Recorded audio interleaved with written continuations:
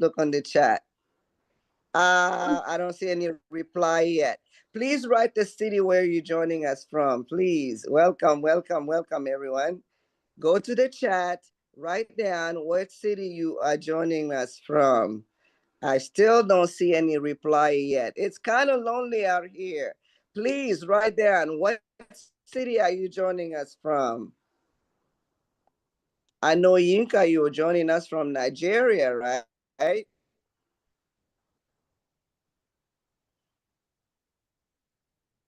Aha. We got Joy from Hangzhou.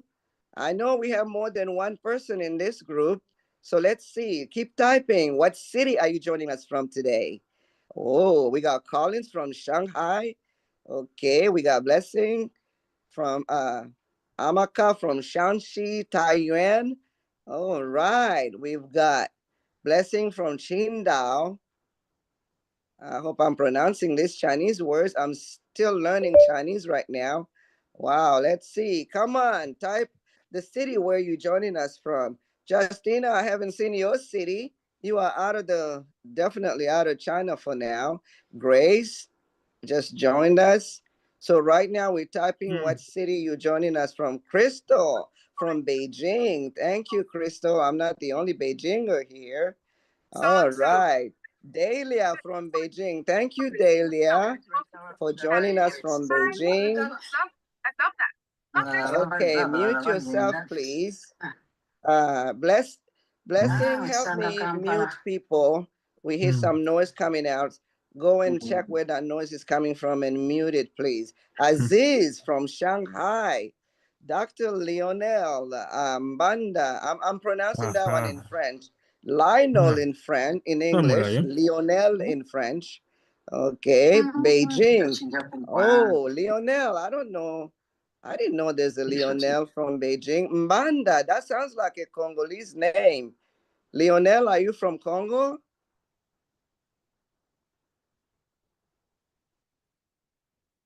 Okay, we've got... Dr. Lionel is from Cameroon. Vous parlez français alors? Okay. Thank you so much, guys, for joining us today. Let's see. And we got a Yuhan person. We welcome all of you to ADICNet today. And right now, we are going to have an introductory video by our president, Mr. Shani and Yinka. If you will play that welcome video for all of us, we would be very happy to see it. Our president right now. Ladies and gentlemen, as the president of ADICNet, I am honored to welcome you all to our 2025 General Assembly. Our theme this year, Vision 2025, Building a United and Prosperous African Community in China, underscores the importance of unity and collaboration as we strive towards a common goal. The African Diaspora in China network, ADICNet, was established following the African Union Diaspora Dialogue on November 4th, 2019 in Beijing, China. Inspired by the African Union, ADICNet aims to bridge the gap between Africa and its diaspora in China. We work to foster political, economic, health, and social cooperation, supporting sustainable growth and improving the quality of life in Africa. Today, we gather online from different corners of China, bound by a shared commitment to our diaspora community. Your presence here is a testament to the strength and resilience of the African diaspora in China. As we embark on this journey, I want to emphasize the significance of working together. Our collective efforts and diverse perspectives are what make our community strong and vibrant. Each one of you plays a vital role in shaping our future, and your contributions are invaluable. Throughout this seminar, we will have engage in panel-style discussions with distinguished speakers who will share their insight and experiences. I encourage you to actively participate, share your thoughts, and learn from each other. This is an opportunity for us to go together as a community. Our mission is to develop strong collaborative relationships between African diaspora in China and motherland Africa, aligning our efforts with the African Union's development agenda. We make inclusiveness our priority, and as an umbrella organization, we make it safe for every African to feel at home and express themselves. As we move forward, let us remember that our strength lies in our unity. Together, we can build a prosperous and meaningful African community in China where every voice is heard and every individual is valued. Thank you for being here, and I wish you all a productive and inspiring seminar. Shani T. Jobo, President ADICNet. Thank you. Ladies and thank you so much, Yinka, for our introduction here by our own president, Shani, who is now traveling everywhere. He's been to Europe, Togo. I can't even keep track of where he is now, but he took his time in between all this transition to make a welcome video for us. You got to forgive the little quality there, but he's not at home. But okay. Now let's move on to our history of ADICNet, how it started, etc. We have some of our founding people in the audience with us today. And for this part of the program, we have our own Queen. Queen, are you ready to tell our audience the history? Yes, Madam Emilia, thank you very much. Mr. Yinka, could you project the people?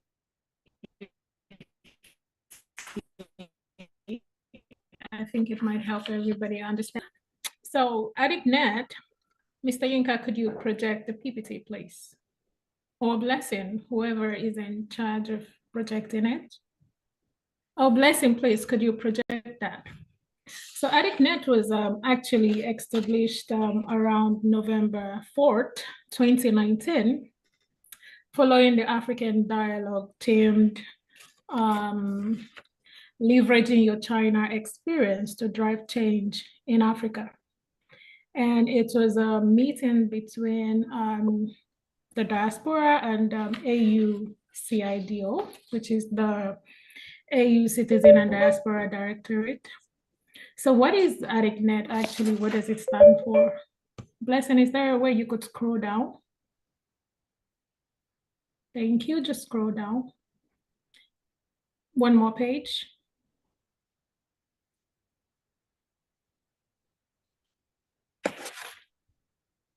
One more page, go down a little bit, please.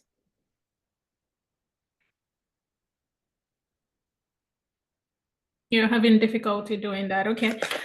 While I wait for that to happen, I'm just going to say, ADICNet actually aimed to work collaboratively with the AU and its intergovernmental agency or council to, thank you, to ensure that projects that are carried out by African diaspora are in line with the African Union Development Agenda of 2063. Go down a little bit further, please. ADICNet actually seeks to bridge the gap between China and Africa. So it tends to cater to not just the Africans in diaspora, it also seeks to actually aim to develop a much more stable and Africa back home as well. Blessing, kindly scroll down a little bit. Thank you. The mission, our vision actually is to build a united and active network for all African diaspora organizations, associations with a positive influence and impact in China, and of course Africa, and globally. Then our mission here, that was the vision, sorry. Our mission is to actually develop a sustainable relationship between members of the African diaspora living in China and motherland Africa through collaborative engagement with African Union and Head of African Missions and other regions. So the word that would do, Blessing. I think I would just take it from here. Thank you. So basically, ADICNet is concerned about protecting the interest of the African diaspora in China and making sure that our visions align with the AU 2063 mission. And as you know, since ADICNet started, there have been people that have actually made huge sacrifices to ensure that this organization stands and actually stands firm. Some of these outstanding people, we have people like Dr. Justina. Dr. Justina used to be the president, but she's now the chairman of the board. She was one of the founding fathers of, or should we say mother to be correct, of ADICNet, and she really invested time and energy to make sure that ADICNet worked for everybody. Also, we know our own very Black Pearl, Miss Maria. Maria also made quite a huge sacrifice for ADICNet, and she is part of the people we wish to celebrate. And of course, Mr. Lewis. Mr. Lewis has always been in charge of IT for ADICNet, and he has also made quite a huge contribution to the organization. Along with that, we talk about people like Mr. Mohammed, Mr. Musa, Dr. Samantha. These are people that have made huge contribution. And so today we gather here not just to talk about the history, but there is no way we could talk about this history without celebrating people like that. And we just want to say thank you to them. They used to be the former executive council, and now we have new executive council. And we're hoping that one day we would also celebrate you all for being part of ADICNet history. So on that note, I say thank you very much. Madam Emilia, over to you. Blessing, thank you. Thank you so much, Queen. Thank you so much. And our first speaker today, we're going to go to Dr. Justina. And Justina, you can talk to us about who you are and tell us a lot more than I can. You know, I'm so happy to know Justina personally. Justina and I, we were in the same praise team here in Beijing in our church, AOM. And yeah, we go a long way. And Justina also was the first one to help me when I do my daily nuggets on. Remember that app that you showed me, Justina, that will fix all the videos? I still remember you for that. We've had some great times before she ran away to England and then to Fiji. So, Dr. Justina, you know, I still have a hard time calling you doctor. Sorry for that disrespect. I just remember you as Justina. Dr. Justina. How about where you are, people? How about a big hand for Dr. Justina? Yay. When you talk to us, Justina, just inject a little more history as well, how you started with this ADICNet. Go ahead. All right. Thank you so much, Ma Emilia. I'm still Justina. Title is just by the way. I'm so happy to be here today. Thank you, Madam Queen, for the introduction, and thank you to everyone that has made this meeting a success. Please, in case you hear any background noise, please. I'm so sorry about that because there might be noise from my hand here. And so, good evening, everyone, and happy Chinese New Year. I know it's New Year in China. I'm so happy to be here this evening. First of all, I would like to appreciate everyone for being part of today's meeting. And I would like to appreciate the founding members, like Madam Kui just mentioned, and the executive of ADICNet. Specifically, I would like to permit me to mention names. It's very important to appreciate those that have made valuable contributions to ADICNet, that have made ADICNet to be what it is now. So I would like to appreciate Madam Queen, Malia, Black Pearl of China. She has been very supportive in making ADICNet what it is. And Mr. Louis, he has been very, very, very his fact, his work has been very valuable to ADICNet. We have Mr. Mohammed, who is no longer in China.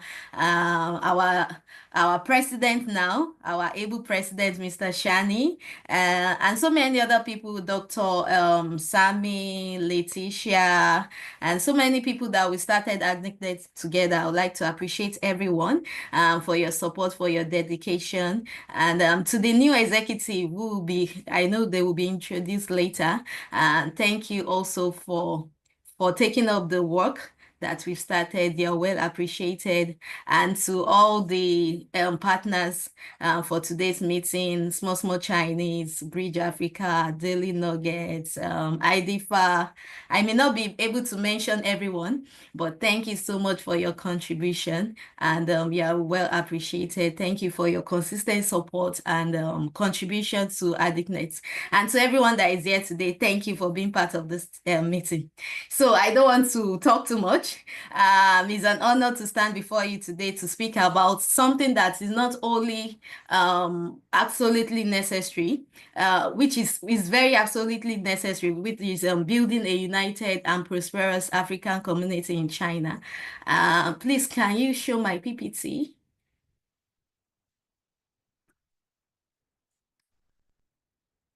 Please, do we have the PPT or I can just go? Okay, thank you. So I'll be speaking on this topic, building a united and prosperous African community in China. Today, I don't want to speak too much. I want us to engage, to reflect and take action. So before I go further, I would like to ask this question.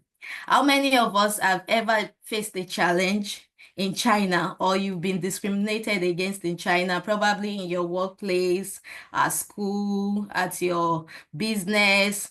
I know sometimes in the subway. If you face any challenge, please, I would like to see your hand. You can just show your hands.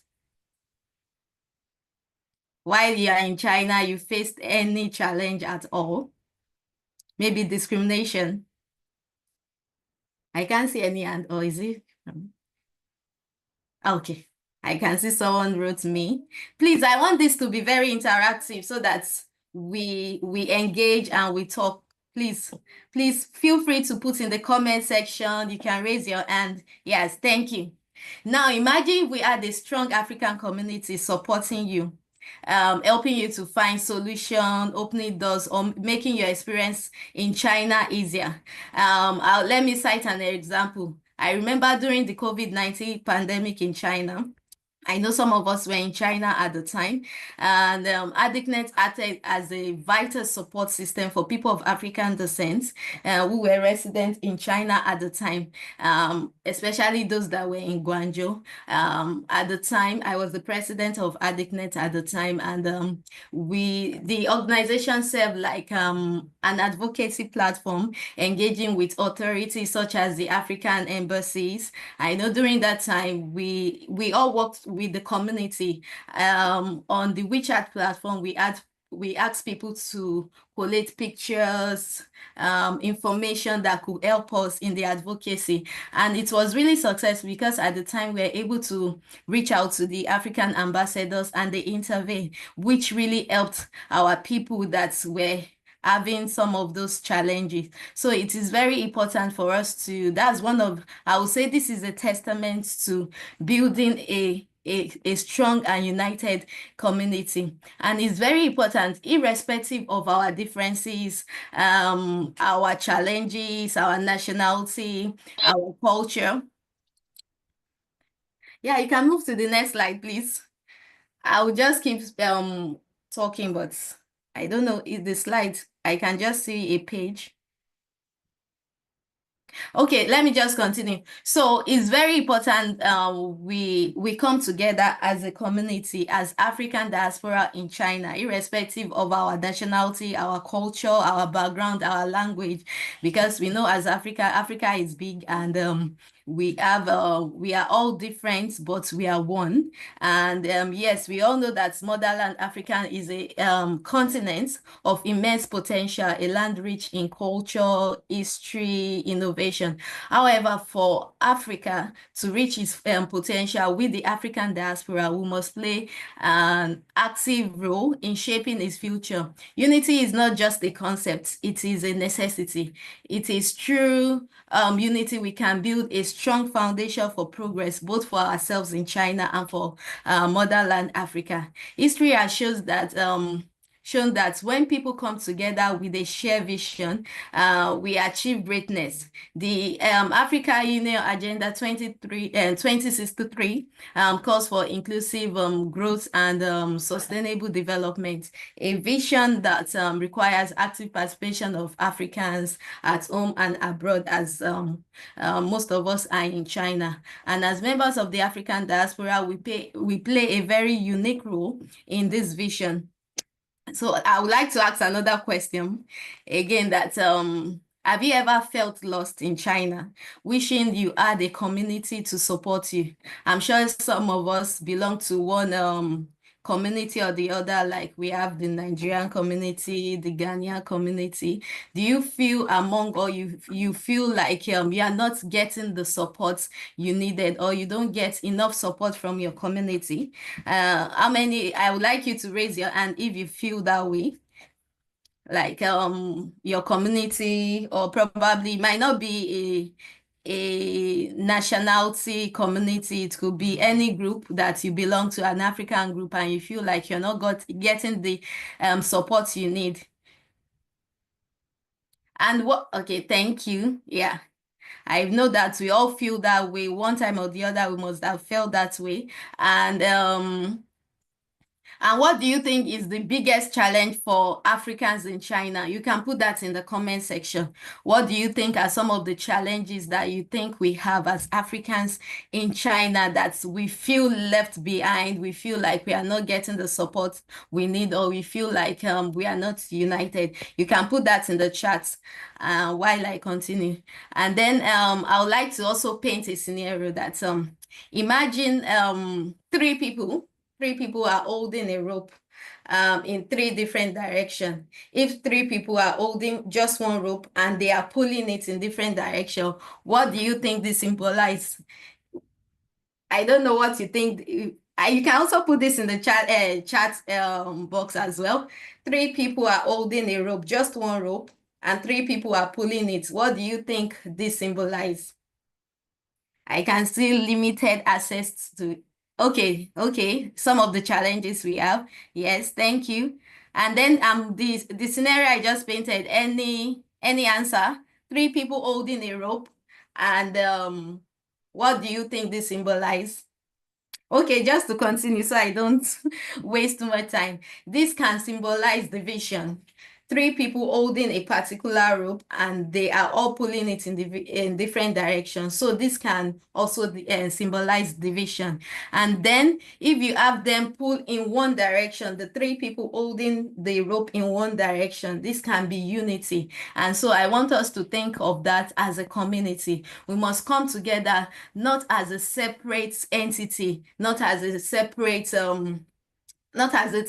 individual or nationality, but as one people, as one Africa. A divided community is a weak community, but a united front is unstoppable. Our collective strength can help us to overcome the challenges we face in China, such as discrimination. We all face different forms of discrimination, economic struggles, and to ensure that our voices are heard in China, because we have to come together as one. And for us to come together as one, we have to speak in one voice. Yet too often, we often allow, the PPT is not moving, the slide is not moving. Okay. Blessing, always in charge of the PPT. I see it's not moving. Okay, I'll just next slide, please. Yes, because I've been speaking, but the slide has not been moving, but it's fine. I'll just keep moving because of time, so I don't keep us yet. Thanks, sweet. Yes, I can see. Yes. So you can move to the next slide. Yes. And so, yet too often we allow division, competition, indifferences to weaken our collective strength. In China, many as Africans, we face challenges from workplace discrimination, visa issues, business limitation, lack of community support. Some of these challenges that we face can be an opportunity for career growth and academic advancements while we feel disconnected from our roots. Imagine that if you face these challenges alone, imagine if instead of struggling alone, we had a solid network that provide opportunities, solution, and support that we all need as Africans in China. Living in a foreign land is very difficult, and let alone being Black in China. We know what some of the challenges we face, but if we come together as a community, it will go a long way in making our life easy in China. And this is what ADICNet was created for. I won't talk too much about ADICNet because Madam Kui just made a beautiful introduction of ADICNet. But permits me to reiterate that ADICNet is an umbrella organization uniting all existing network together, because we have different existing organization that have been working, that are targeted to different groups. And ADICNet is an umbrella body trying to bring everybody together so we can speak as one voice. And ADICNet is not limited to mainland China. It includes Hong Kong, Macau, Taiwan as well. So ADICNet is trying to bring everybody together. We can speak as one voice. And I would also like to mention that ADICNet is not trying to replace any existing organization or potential organization. I know some people may have plans to start their organization as well, but ADICNet is not here to take your place. It's just here to bring everyone together so that when we have challenges, ADICNet can step in and help, like the COVID situation, how we're able to step in to help the community. Building a strong, united, and prosperous community is not the job of one person, I must say, or the leaders of ADICNet. We have to come together. It requires each one of us to be involved and to be able to build a strong and united community. So today I ask you, how can you contribute to the success of building a united community? Please, you can move the slide. For example, if you're an entrepreneur, how can you build businesses that benefit the African community in China? We all know that China is a business hub and we have many business owners, especially in Guangzhou province and all that. So how are you helping the community? How are you contributing your quota to the development of the community and even motherland Africa? We can never forget irrespective of the fact that we are in China, we still have our people back home. Our people that they need our support, they need our help. So we need to start thinking of how we can contribute to the success and development of our country. And if you're a student, how can you help mentor and guide newcomers in the community? I know that since the COVID was relaxed, China has opened up and many students have come into China now. So many of them are lost. They don't even know their way. Some of them don't even know about ADICNet, and which is good for us that we are having this meeting today. How are you supporting them? And there's also an opportunity for student ambassadors, which has been advertised. You can also tap into that opportunity and contribute to the community. Are you into academic? How are you sharing your knowledge to empower our people in the community and people back home? There are a lot of ways we can contribute as those in academics. We can write you can go through publication and a lot of things. And are you a diplomat or a professional? How can you advocate for the African representation? Each one of us, we represent Africa. We are first Africa. We are first Africans, irrespective of where you are. When a Chinese person see you, they see you as an African first. So we have to be conscious of that fact, and we should represent Africa in a good manner. So unity is not just about words, it's about action. Let's see how we can all tap into it and make a difference and make the community a better place. And I will also try to say, okay, the slide is not moving. And yeah, some of the things you can do. You can join ADICNet, be part of the structure network that is trying to support people of African descent. ADICNet needs every one of you as an individual, as an association, organization. The fact that you're an African, a person of African descent, you're qualified to be part of ADICNet, and ADICNet needs each one of you. And also, you can volunteer your time, your skill. There's a lot of work to be done in the community, and ADICNet is here to support you. And ADICNet needs your time. Your skill is very important, because just one person cannot do it. Few people cannot make this happen. We need a lot of people to make the community and the African diaspora a good place. And you can ADICNet have had a lot of events in the past, and I believe that this new executive will be bringing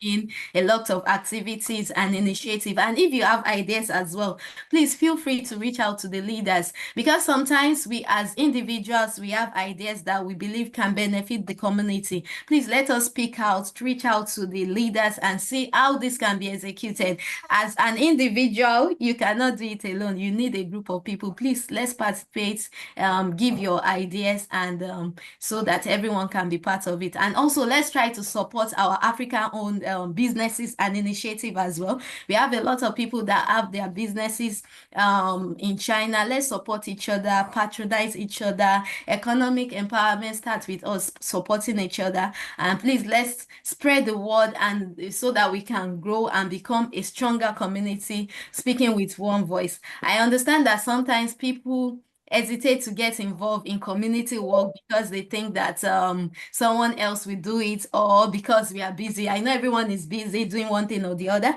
but it's very important that we create time for the community so we can have a united community.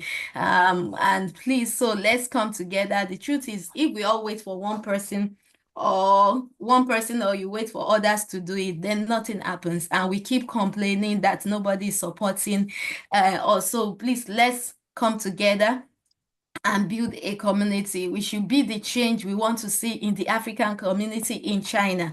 I won't pretend that building a community is easy. I must say, from my experience, building an African community is quite challenging. It is very, very difficult. I remember when we started ADICNet, it wasn't easy, but I'm happy where we are today and what we are about to do. And so please, let's all come together. There will be disagreements, sure. There will be social, cultural differences. A lot of challenges will come, but this is normal. And what matters is how we navigate these challenges. I must say, ADICNet has also had its own share of difficulty in the process of building this unity that we are talking about. We've had a long break. I know some people, I'm sure maybe the newcomers that are in China, some of them may not have heard about ADICNet. We've been on a break for a short while, but this is an opportunity for us to come together, and ADICNet is advocating for the unity of African diaspora in China. I would say that instead of focusing on our differences as Africans, let us focus on our common goal. And instead of working in solos, let us all collaborate. And instead of competing with each other, I know, yeah, sometimes competition is good, but instead of competing with each other, let us lift each other together as one and speak with one voice. If we do this, I promise you that we'll create a community that every African in China will feel valued and supported. We'll build a community we'll build a strong economic and professional network that benefits all of us. We have a lot of professionals in China. We have a lot of students. And so we can build a strong community in China that will benefit everyone. And to also position us as leaders and innovators to contribute to China and Africa as well. So before you leave today, I would like you to look at the the meeting, you can exchange contact probably on WeChat. Look for somebody new. Let's try to network. Let's try to know each other and support each other.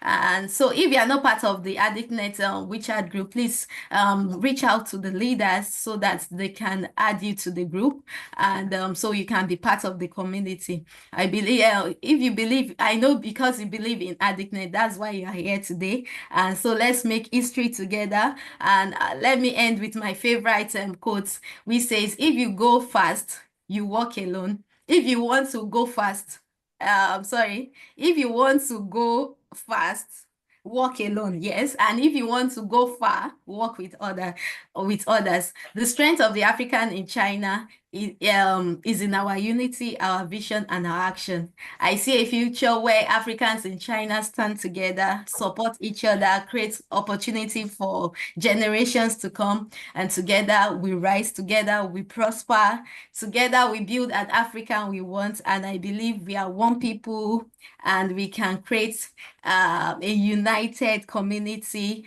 that will stand together. Together we stand, and divided we fall. So thank you so much for the opportunity. I hope that with my little speech, I've been able to encourage us to work on building a united community that will benefit everyone. Thank you so much for the opportunity.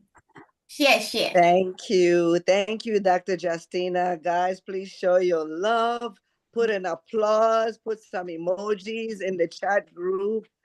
Send her some, what do you call those stickers? Yeah, please, words of encouragement, anything you can do to encourage our former president, who is now our chairperson, to continue to support. Dr. Justina has never stopped contributing and supporting ADICNet because she believes in this unity for our community. Because, like she said, united we stand. When we lift each other up, everyone wins. It's a win-win situation. A lot of times, we focus on bringing others down so we can elevate ourselves. It doesn't work that way. When we move each other up, everybody comes up. Today, we have the honor to have 3 other people with us. They're going to give us what they have in their mind in accordance with our theme today, to build a united community. Miss Delia is here with us. We have Dr. Maxie and Dr. Olivier.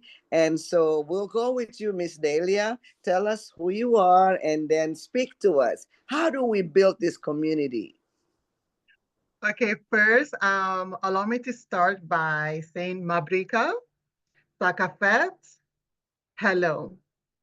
I want to first pay homage to my ancestors, which are the native people of the Commonwealth of Dominica from the Caribbean, the Kalinago people, and also of the slaves that came to the Caribbean from West Africa specifically.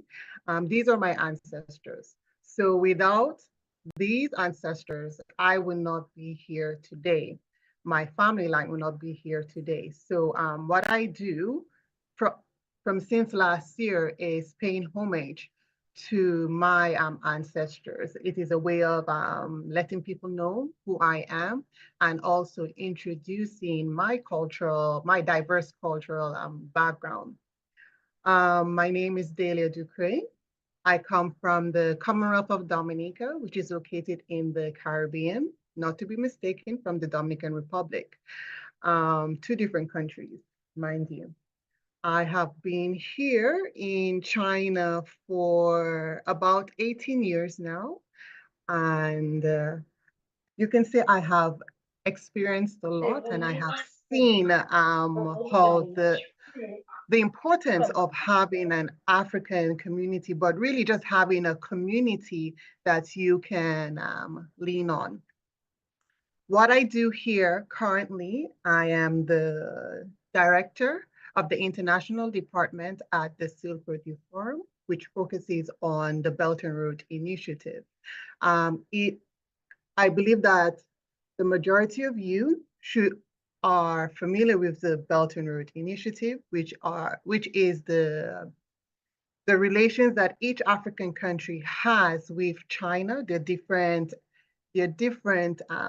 partnerships that goes along, whether or not if it's infrastructure, if it's trade, if it's culture, you name it.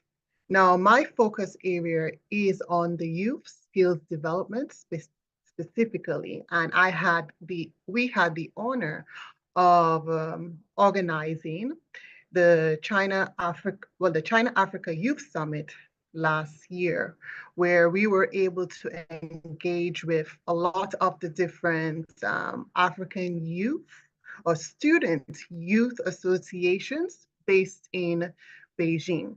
I was blown away, completely blown away, that a lot of the issues that they encounter now, I encountered 18 years ago. It was very sad to see that a lot of work still needs to be done. How can we be more focused in empowering? I would say that for my field, which is focused in human capital development, is not falling for the trap of being in a niche market when you come to China. A lot of expats, no matter which demographic, if it's Black, if it's from the Caribbean, if it's white, fall in the same pattern of being stuck in a fast-paced job that is not related to why you came to China, which makes you lose focus and which traps you in doing something that it is not transferable outside of China. Having organizations like ADICNet, being connected with people in your different associations could help a lot of the students that are coming in as a guide as to where to go, what to do, how to do it. Just in the chats, one of the new students, so I would assume that it is a student, mentioned that a lot of new students who come here do not know where to go, do not know what questions to ask, do not even know if there are internships available to allow them to do that, especially what I've noticed is in a lot of technical fields, medical, IT, and so forth. I have to say that as people who have been here for so long, even the speakers here, even if you're not a speaker, what Justina mentioned earlier about connecting, community support, economic empowerment, these are the people that need us. We are already very much settled here in China. We are very much connected with our different embassies. It is now our responsibility to reach out to the embassies, to connect with the different associations that are connected to the embassies to help. If you have a business here, if you're a trader, if you work already in a hospital, reach out to the embassies, reach out to find out what associations are already in place to look for your different interns, to look for workers, to help upskill them. The only way that we can get economic empowerment is if the people that are based in China are given the opportunities to learn, given the opportunities to have access to information.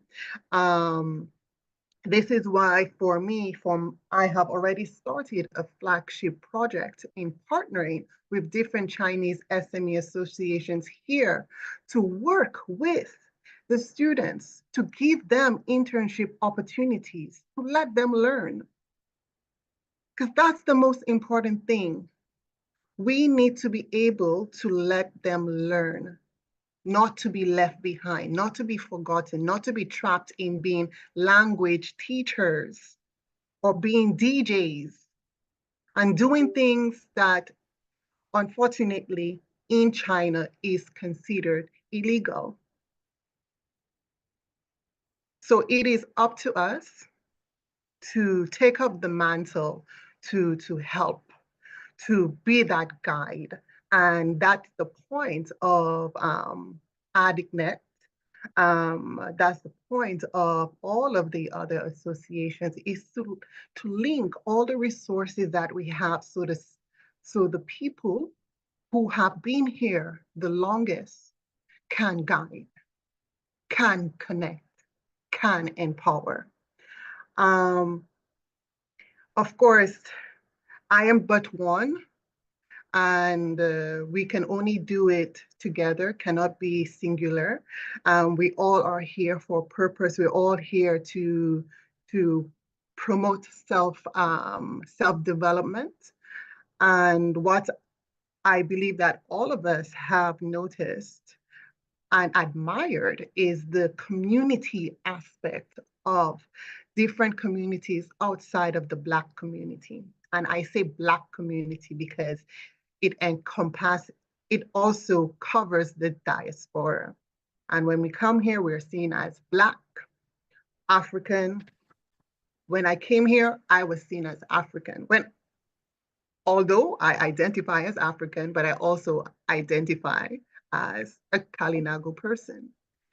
So it is important to remember that only through our community, only through us can we help each other.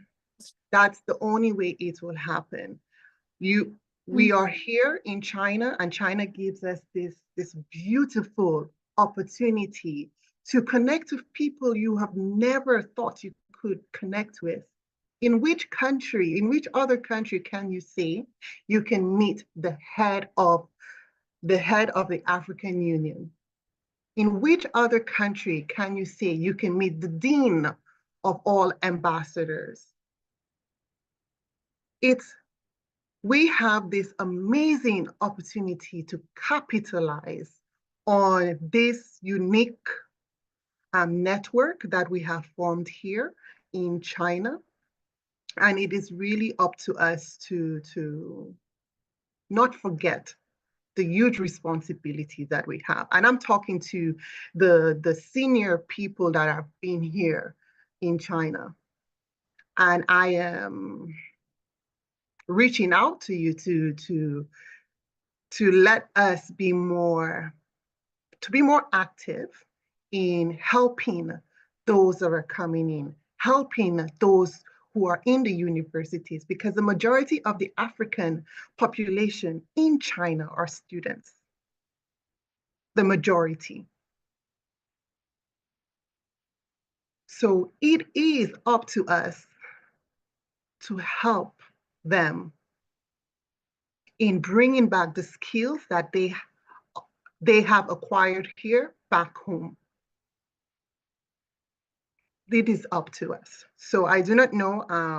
I could go on and on about what I have achieved thus far, but I think for me, in my sharing session, I really just want to focus on advocating on the active participation of us as seniors here, and the importance of our involvement in helping in meeting the goals of 2063, which is focusing on educating Africa, skills development in Africa. That's one of the major goals of this year, and also of the outcomes from the China-Africa relations.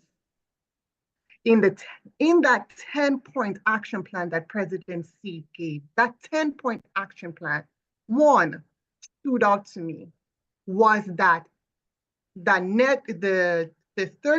for 33 LDC countries, there is net free what? Do you know? Do you know? Does anyone know? No tariffs for 33 African LDC countries. Do you know, this is so important. In the next 3 years, China is focusing on that. It is up to us to educate. It is up to us to stay up to date on what China's focus is for Africa.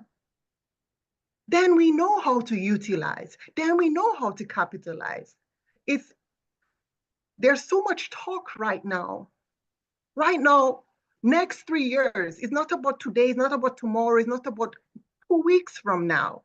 What is your plan as youth for the next 3 years? But you need to know the information. So my action plan or my words of wisdom or advice is, first, after this talk, go look up what are the 10 action points from President Xi's speech after the FOCAC meeting. What are they? Once you are familiarized with that, then what do you identify with? How does that match with what you want to accomplish here? How you want to give back home? And after that, we can make a plan in how to support you. We can identify who can help you. So, sorry, maybe I got a little bit, I'm going a little bit over, but I have to say that in my line of work, I hear so many things from the youth, and it breaks my heart.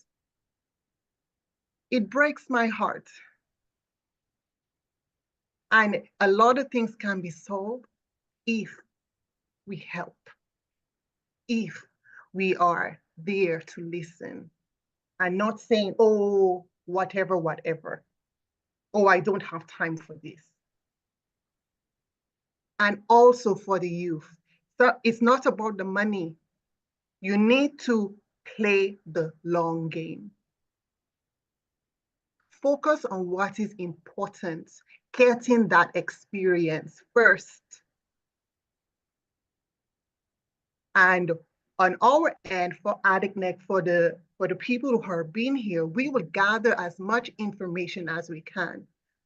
For universities, if you're in the universities, you can work.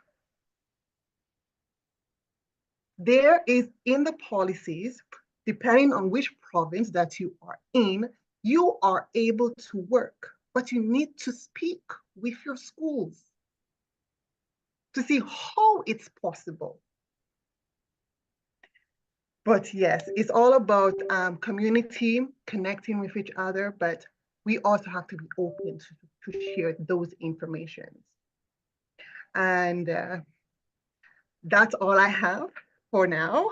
If there, in the sharing session, if there's anyone that would like to ask further questions in how to support, in what ways they could lend their advice and skills and so forth, I can address that. But so far, I think I have reached my time limit. Thank you so much for allowing me to speak. And I give it back to our wonderful host, Amelia. Thank you so much, Miss Dahlia, for that amazing. Show your love. Show your love. Go in the chat. Give a word of encouragement. Miss Dahlia, education is the key. Coming from a teacher's point of view, I love it. I love the word education. By profession, I am a high school math teacher for almost 40 years. Before most of you students were even born, I started teaching high school mathematics. And I'm also the founder of Daily Nuggets. For those of you who know Daily Nuggets, that focuses in educating people on how to treat others positively. And so excited to have a panel today. And those of you in the audience, don't worry, you will have time to ask questions and also bring up some of your suggestions on how, as a community, we can achieve this goal of unity. It takes more than one finger to wash the face. It's going to take a full hand to wash the face, and you represent one of those fingers. So, without further ado, let's have our own Dr. Maxi, all the way from Guangzhou, China. to speak to us a little bit, and then we'll have Dr. Olivier. And after that, everyone can come together and suggest solutions or even bring up some points of concern or interest. Thank you so much. Dr. Maxi, are you ready? Yes, I'm ready. All right. Okay. Yes, exactly. Yeah, my name is Maximus Wonna. I'm from Nigeria. Yeah, I've been living in China for 22 years now. And I'm the president emeritus of Nigerian community here in China. I'm also the consultant for China African Cultural Center. So the topic of my speech is building a united and prosperous African community in China. See, the presence of Africans in China dates back to 10th dynasty, 618 to 907 AD, spanning over 1,000 years of historical connection. Today, African communities across China are an essential part of the country's social and economic fabric. This speech explores the African diaspora in China, highlighting the size and distribution of African communities, their motivations for coming to China, and the growing opportunities for unity and collaboration within these communities. The African presence in China, an overview. The African population in China is estimated to be around 500,000, with a significant concentration in cities like Guangzhou, where we have more, Yiwu, Beijing, Shanghai, some are in Hong Kong, Macau. But we have more in Guangzhou, where approximately 100,000 Africans reside. If you're in Guangzhou, if you've been to Guangzhou, you understand what I'm talking about. If you go to Shabelu, if you go to Guayanshilu train station, you see lots of Africans there. This number includes a mix of African students, professionals, diplomats, and traders, each contributing to the diverse demographic landscape.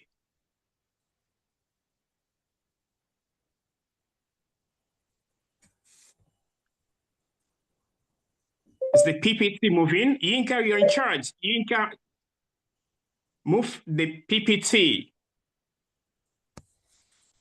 Blessing, are you maneuvering the Exactly, PPT? yes. No. Blessing, make sure that. Can you see it? Can you see it? We can only see the first page. Please move it. Yeah, exactly. Wait, let me go back again. And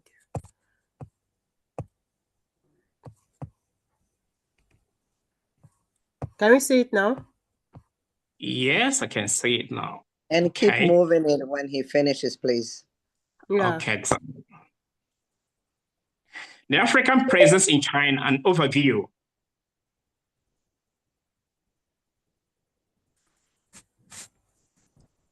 Okay.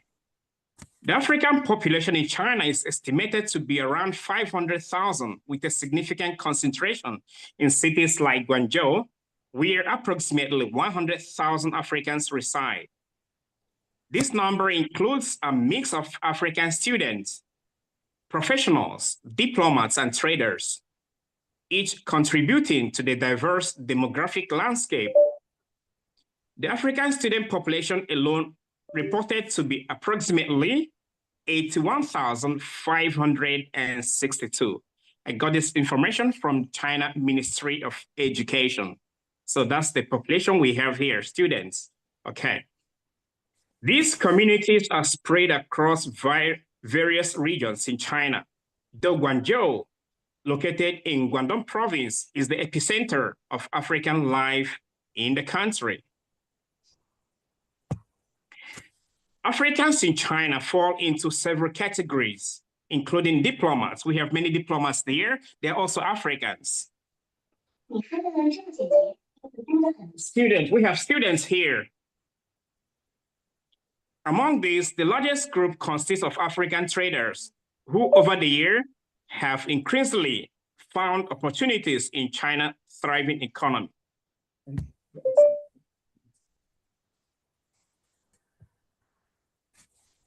The rise of African traders in China. The relationship between Africa and China has flourished since the early 2000s, ushering in what is often referred to as the golden era of African-China relations. During this time, African traders began flocking to China, drawn by the availability of affordable manufactured goods that could be sold profitably in Africa. This trend was further accelerated in 1997 Asian financial crisis, which caused economic instability in Southeast Asia. Traders from countries such as Thailand, Malaysia, and Indonesia, which were more severely impacted by the crisis, began relocating to China to continue their trade between Africa and Asia. Over the years, China's large manufacturing base, low production costs, and booming economy have provided a conducive environment for African traders seeking opportunities. Now let's look at Guangzhou, the hub of African life in China.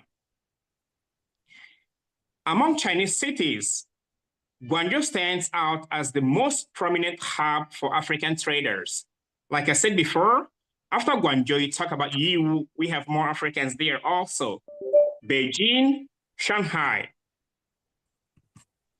The city is home to what is informally known as Chocolate City, a term coined by locals due to the significant number of Africans living and working there.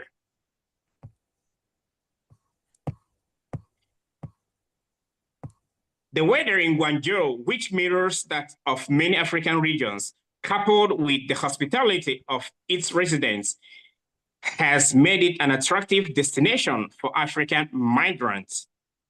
The city's role as a key manufacturing and trade center, particularly for low-cost goods, has further entrenched its importance as a destination for African traders. Many Africans in Guangzhou buy products such as electronics, electricals, clothing, and household goods, which are then shipped back to Africa for resale. Now let's talk about the importance of unity and collaboration. As Africa-China relations continue to thrive, it's vital for African communities in China to foster unity and work together for collective prosperity. My grandfather will always tell me that unity is strength. You know, there was an old man, he got some sticks, he has five sons, got some sticks and gave each one of them a stick each. He said, break the stick. The kids were, the sons were very surprised. Dad, why do you want us to break the stick? So no problem, try it. They all broke the stick, one after another. It was easy. Then he got a bunch of sticks, and gave to them. Now break it. Said, Dad, what are you talking about? We cannot, there are too many, we cannot break. They tried one another and they couldn't break the bunch of sticks. Then the old man told the kids, now look at it. When they were single, when you're by yourself, when you are on your own, you cannot do much. You are breakable. But together, when you stand together, you become unbreakable. You become strong. You work together in unity. So that's it. So my people say unity is strength. And by consolidating efforts and resources, the African community can build a stronger presence and influence within China. To achieve this, there is need for more frequent gatherings and interactions, both online and offline. So I suggest ADICNet, let's meet more. Today is a wonderful one. I thank the organizers of this meeting. So I suggest that we meet more, for us to build a stronger and more prosperous community. We need to meet more. Dialogue is very important. Communication is very important.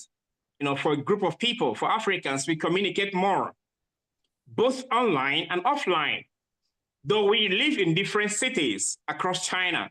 So it might be difficult to meet more physically or offline, but let's meet more online. And when time permits, then we can meet offline once in a while, which is very important.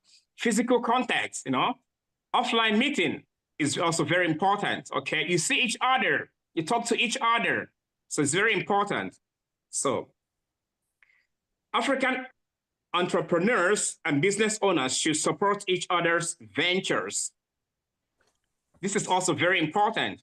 You see, when you come to Guangzhou here, many Africans have shops, We have shops and stores and offices. So sometimes it surprises me. An African has a shop here. The next shop can be for another person. But you find out the African will leave the shop of an African person and buy from another foreigner. It's not good. So we need to support each other in our business. It's very, very important. So that's it. We need to create more interconnected and robust business network. It's also very important. Furthermore, maintaining positive relations with the Chinese host community is essential. Already here in Guangzhou, Africans in Guangzhou have nice relationship with the host communities. But we hope it can, continue that way and be more robust. Because mutual respect and collaboration are the foundations of long-term success. A united African community in China should be organized under a single umbrella organizations. You see, we have so many African communities here. No problem, but let's have one, as the main one. Let's have one to represent all Africans, It's very important so that, when the host community, when the host country want where to look for Africans, they know exactly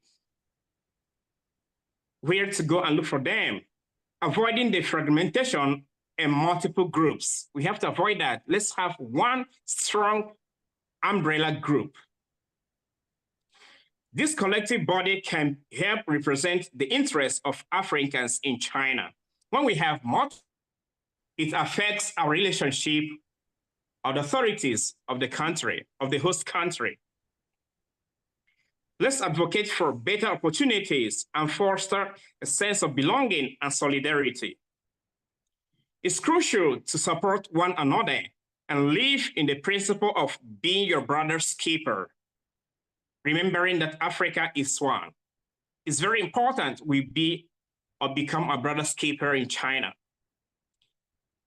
It's quite appalling when an African calls the police on another African brother, another African sister. If we have people who are in charge, Africans, our differences, if we have one, can be settled amicably among ourselves, We have a leader who we meet before going to call, sometimes the authorities say, no, why is he calling a police on his brother? Because they see us as one. They see Africans as one. So being together, building a united African community and a prosperous African community, we need It's very important. In conclusion, then, the African community in China has grown significantly over the years, contributing to both the African and Chinese economies. Whether we like it or not, we have contributed, to a vast majority of African or Chinese economies. They know. China knows. With a shared history, culture, and aspirations, it's essential for Africans in China to build a united and prosperous. Actually, for emphasizing the importance of having one large organization under the umbrella of that organization, like ADICNet. We have our own countries, little organizations, and also for emphasizing us supporting each other's ventures. Speaking of that, and also in conjunction with reaching out to our Chinese community, creating a China-Africa alliance. I would like to also announce that on the 28th of March, in your city, Dr. Maxey, in Guangzhou, there will be a big conference of African women entrepreneurs who will be working hand in hand with the Chinese manufacturers, the Chinese industries in collaborating to purchase their goods and doing the exporting of whatever, or even importing some things. So we are very happy to announce that, yes, our community is reaching out to the to the Chinese community rather, in order to communicate and we're bringing the African hand and the Chinese hand and making beautiful music together, and hope to see you in your city, Dr. Maxey, on the 28th and the 29th. And those of you, you don't have to be a female to join that conference, by the way. So we'll see some of you also in Guangzhou. Thank you so much. Miss Dahlia talked about the importance of education. Education is the key. Dr. Justina just emphasized how important it is not to wait for what this organization can do for you. You can make a difference by bringing in your idea. And in a little bit, we will hear from you, the audience, to bring up those good ideas on how we can improve, how we can build this bond, how we can create harmony in this community, not just African countries, but those of African descent, as you heard Miss Dahlia speak to us, where she came from, Dominican. So let us come together, make this beautiful music, which is success. And it takes all of us in order to achieve that. Students, some of you are sitting on your campus. You might be new to this country. You're sitting there frustrated. What is this ADICNet going to do for me? We are here to support. Let's say that the Ugandan community, they're doing something. ADICNet will be there to help you to come and support your effort. That's the role of ADICNet. Yes, ADICNet does provide some activities that we do at times, but the main purpose is to support all the community, many organizations that are under the umbrella of ADICNet. Dr. Olivier, vous êtes là?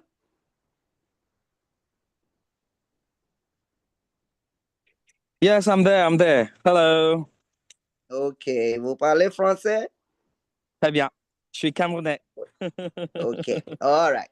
On y va. Allons-y.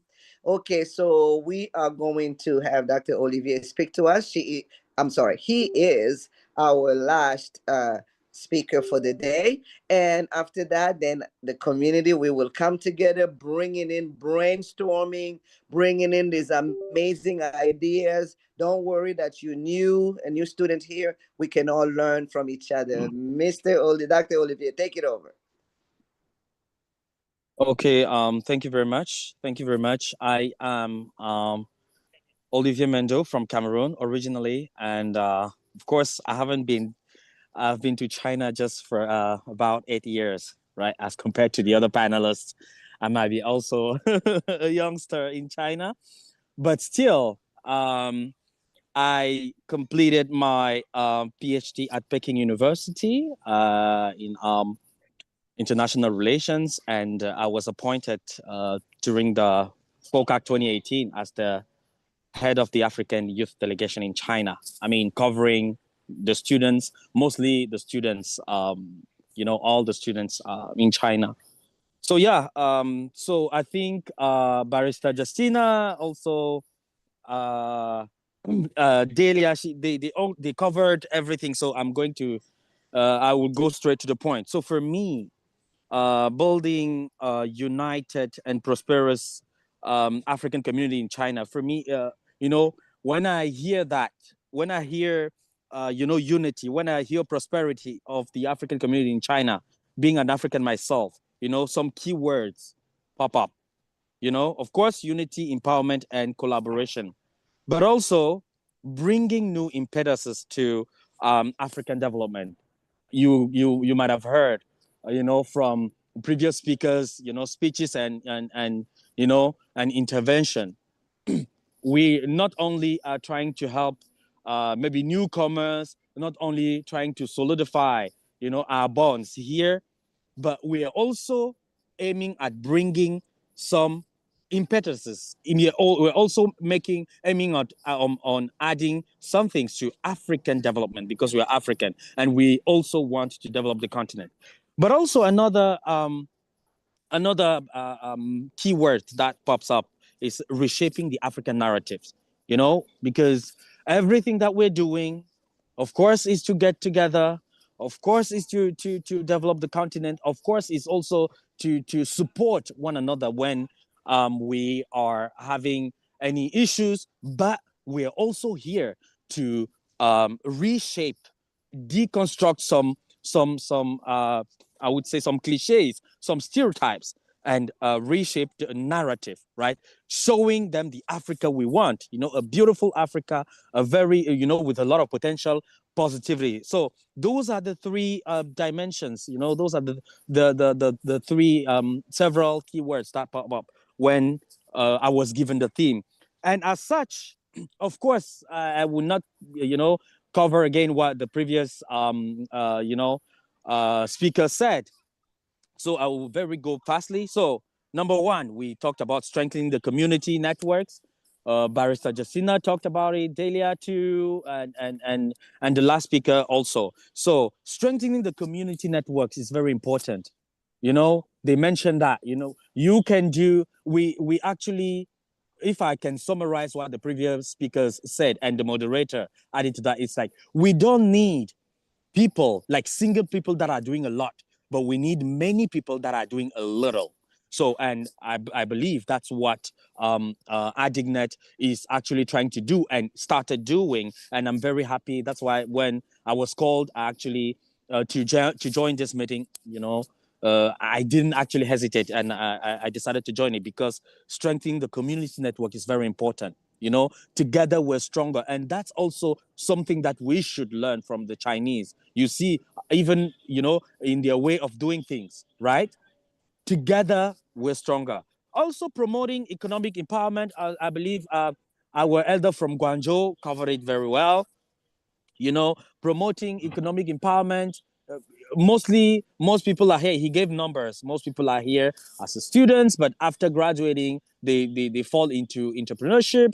But we also have business people coming into China, etc. But we need to support one another. We are our first clients, right? When I heard that from previous speakers, when someone is opening a shop, we are the first customer. So that's very, very, touching, and that's what we should be doing, right? Also enhancing cultural exchanges.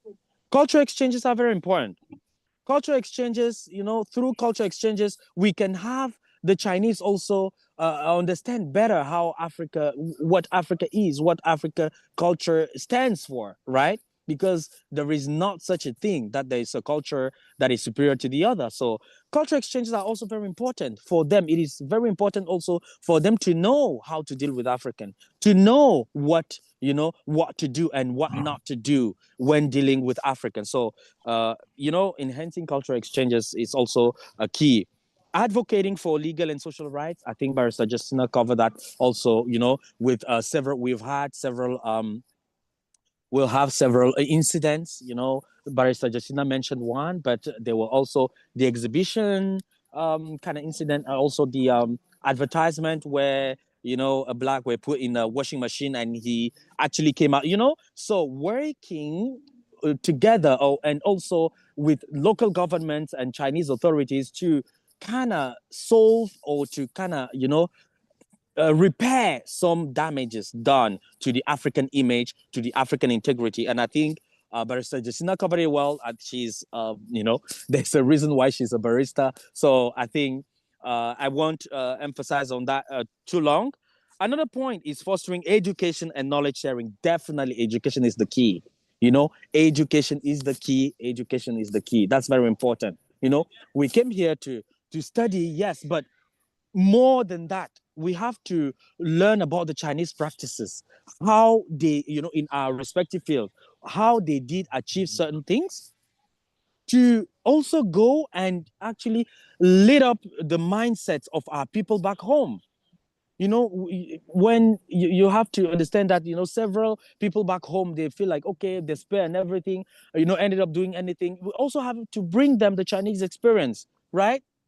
Education and knowledge sharing.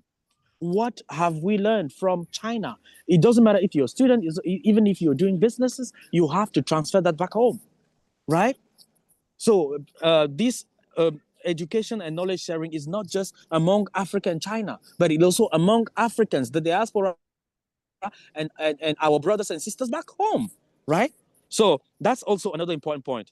Building bridges with Chinese society. Yeah, so it is actually also pretty much similar. You know, the people in Guangzhou are doing that better, and this is also something that you know, ADICNet has been involved into. You know, and when I say ADICNet, a lot of associations, a lot of groupings under ADICNet, you know, have been doing. It's also very important to be able to bridge, you know, with the Chinese society. Delia mentioned the FOCAC, right? The FOCAC, Forum of China Africa Cooperation, right? It happens 3 years, every 3 years, you know, once in China, once in Africa. You know, there needs to be a lot of bridging, or else there will be a lot of asymmetry. So Delia mentioned it very well, right? What do we want? What is our potential? What are our resources, right? And how to reach a kind of a synchrony with what China is saying, with what China is putting out there, right? So there should be a lot of bridging, you know, out there. Delia mentioned a lot, so I won't cover it again for time constraint. Of course, also celebrating success stories. ADICNet is doing that, but I also want to put out the work that Dr. Sami is doing. Right, she's actually putting up this award, Africa Asia Pacific Awards, every year. You know, to shed light on African excellence, on African people or people of African descent that are doing great job representing. We need to celebrate, you know, our own people, you know, not waiting for other people, you know, to celebrate. We need to start within the community. So that's why I appreciate what Dr. Sami is doing. Also, you know, ADICNet by Ricochet. Please go to the next slide. But you know, I heard what you know, the previous speaker said, you know, but what I want to add to what the previous speaker said is, like, we are battling in two fronts, right? I did my PhD. I wrote a PhD in Chinese. So I was actually the only African in the whole department. So I was literally integrated with the Chinese, and I had the opportunity to understand, to see how they're thinking. You know, to try and decode how they're thinking. So, and I ended up realizing that we're battling into two fronts. what we said now is one front, unity, coming together, supporting one another, newcomers here, businesses, yeah, and then how to interact with Chinese. The second front, and this will be one of my most contribution today, is proactivity, not just working together, unity, but we also have to proactively let them understand, let them know, let them respect Africa. So we show the real Africa to them. Because that's a very important point. Because when you're talking about Africa, they will refer you to TikToks and to so many cliches. And how to solve that? First, unity, yes, but also trying to deconstruct those mindsets. And this is actually, it needs us not to be passive, but proactive. And that's exactly what I've been doing all the years. For example, now I'm in a Chinese village. Yesterday, I had to teach the villagers Africa. So I will go to villages, 500 people. I don't mind if you're old, a student, sit down. Let me show you the real Africa. Please, can we move to the next slides? So that, people see actually what I mean. Please, next slide, please. Sorry. Excuse me, who is actually controlling the slides? Can we move to the slides, because I prepared some pictures so that they see. I'm So moving it. I think the network is kind of. Okay. You can move to the last two pictures. I'm almost done. So Can you see it? yes. Okay. Yes. Okay, please. So yes, exactly. So what you see here? Okay. What? No. The previous one. Go to the previous one. No. The previous one. Yes. Okay. So what you see here? No. Down. I mean, okay. What you see here are some.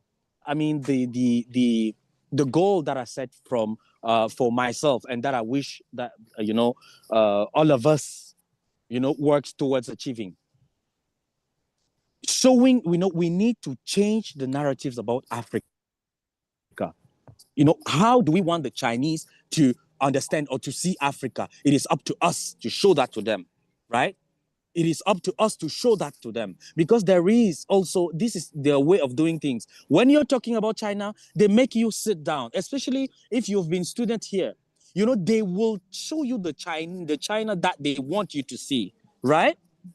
They are working on their narrative. That's good. But we also have to let them sit down to, understand and to get acquainted to the Africa that we want them. So that's exactly what I'm doing in several villages. I'm, for example, in Zhejiang in a village now. And yesterday I had 500 people, old and everything, villagers sit.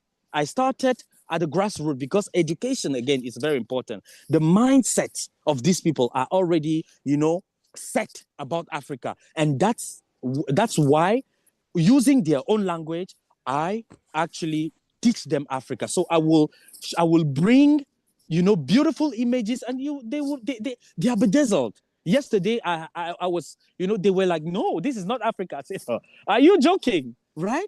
So now and I've been doing that for, I've been to 70 villages already, and more than 100 schools. Yeah, more than 100 schools, to have them understand, that this is the real Africa.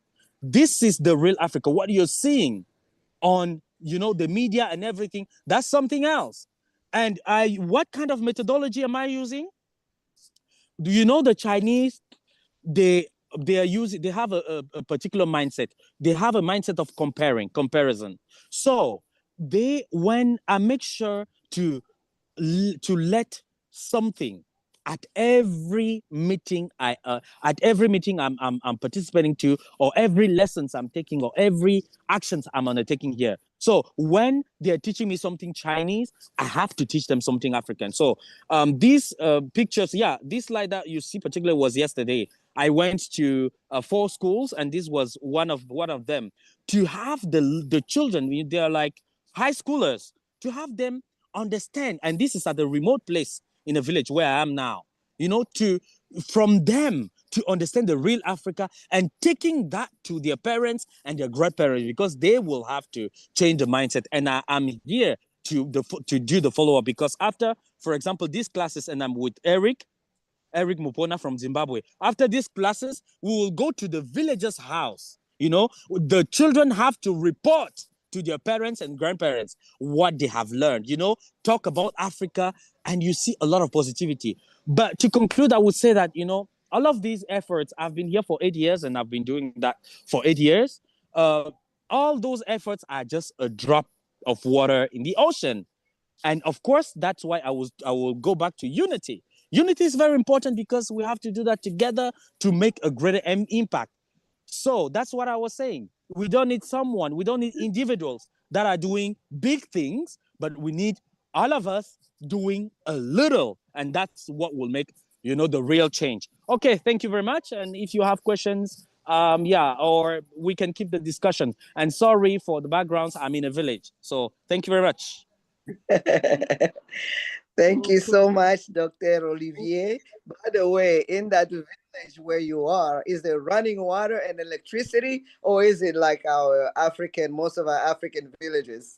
No, there is electricity, running water, roads are perfect, but still the mindsets are still, you know, the mindset make you feel like, okay, I'm in a village, right? Everything is already good, but the mindset, yeah. So education is very important. Watch it, Dr. Olivier. I came from an African village. What is my mindset like? Well, no, that's just a joke. But no, I did come from a village, but I know what you mean. Yes. Some of them need to have an open mind, maybe be exposed to some of the experiences that you are teaching them. I like that. Education, it all boils down to education. To change your mindset, you need that education. Amazing, amazing. Guys, let's show Dr. Olivier a big support by applauding or emoji or saying something on the chat. Thank you so much. All of our speakers are wonderful. They have been wonderful today, but now it's our turn. Just open your mic, say something. Students, speak up. You're going to go home tonight and you're going to blame ADICNet. You're going to say, I went to that Zoom meeting and my questions were not answered. This is your turn. We are the family. Feel free. Begin speaking up. And I'm going to keep quiet right now. Who wants to go first? Go. You can ask our speakers a question or you can bring up a topic. This is our house. Speak up. Hello. Hello? Yes. Yes. This is Abubakar. I hope I'm audible. Yes, audible. Queen, can you help me keep track of who's speaking? My name is Rugaba John Paul, commonly known as JP. First of all, I want to thank you, Miss Emilia, for introducing me to this organization. I've been here for, I would say, 7 years, but it's the first time I've heard of ADICNet. I think it's a shame on my side. And I've liked the work you're really doing. I'm based in Wuhan currently, and among my community, there's totally no one who knows about ADICNet, but I hope to be the link. I saw there was a call for student ambassadors. I'd like to vouch my name in there for nomination if possible. So I've liked the panelists and what they've said. Very insightful information. The fact that they're stressing unity. The previous speaker spoke about also the need to change the African narrative. I have a podcast that's also trying to do that. It's one of our core aims, the African Diaspora, how we can use our works to change the narrative. And basically, I'm just happy to be here. I would also want to take part in your activities and see how it goes. So that's all I can say. Thank you. Thank you so much. And I see a message here. Queen said that in order to keep some order, raise your hands. Queen, can you help coordinate the raising of the hand and designate who should speak, please? Sure. Yes.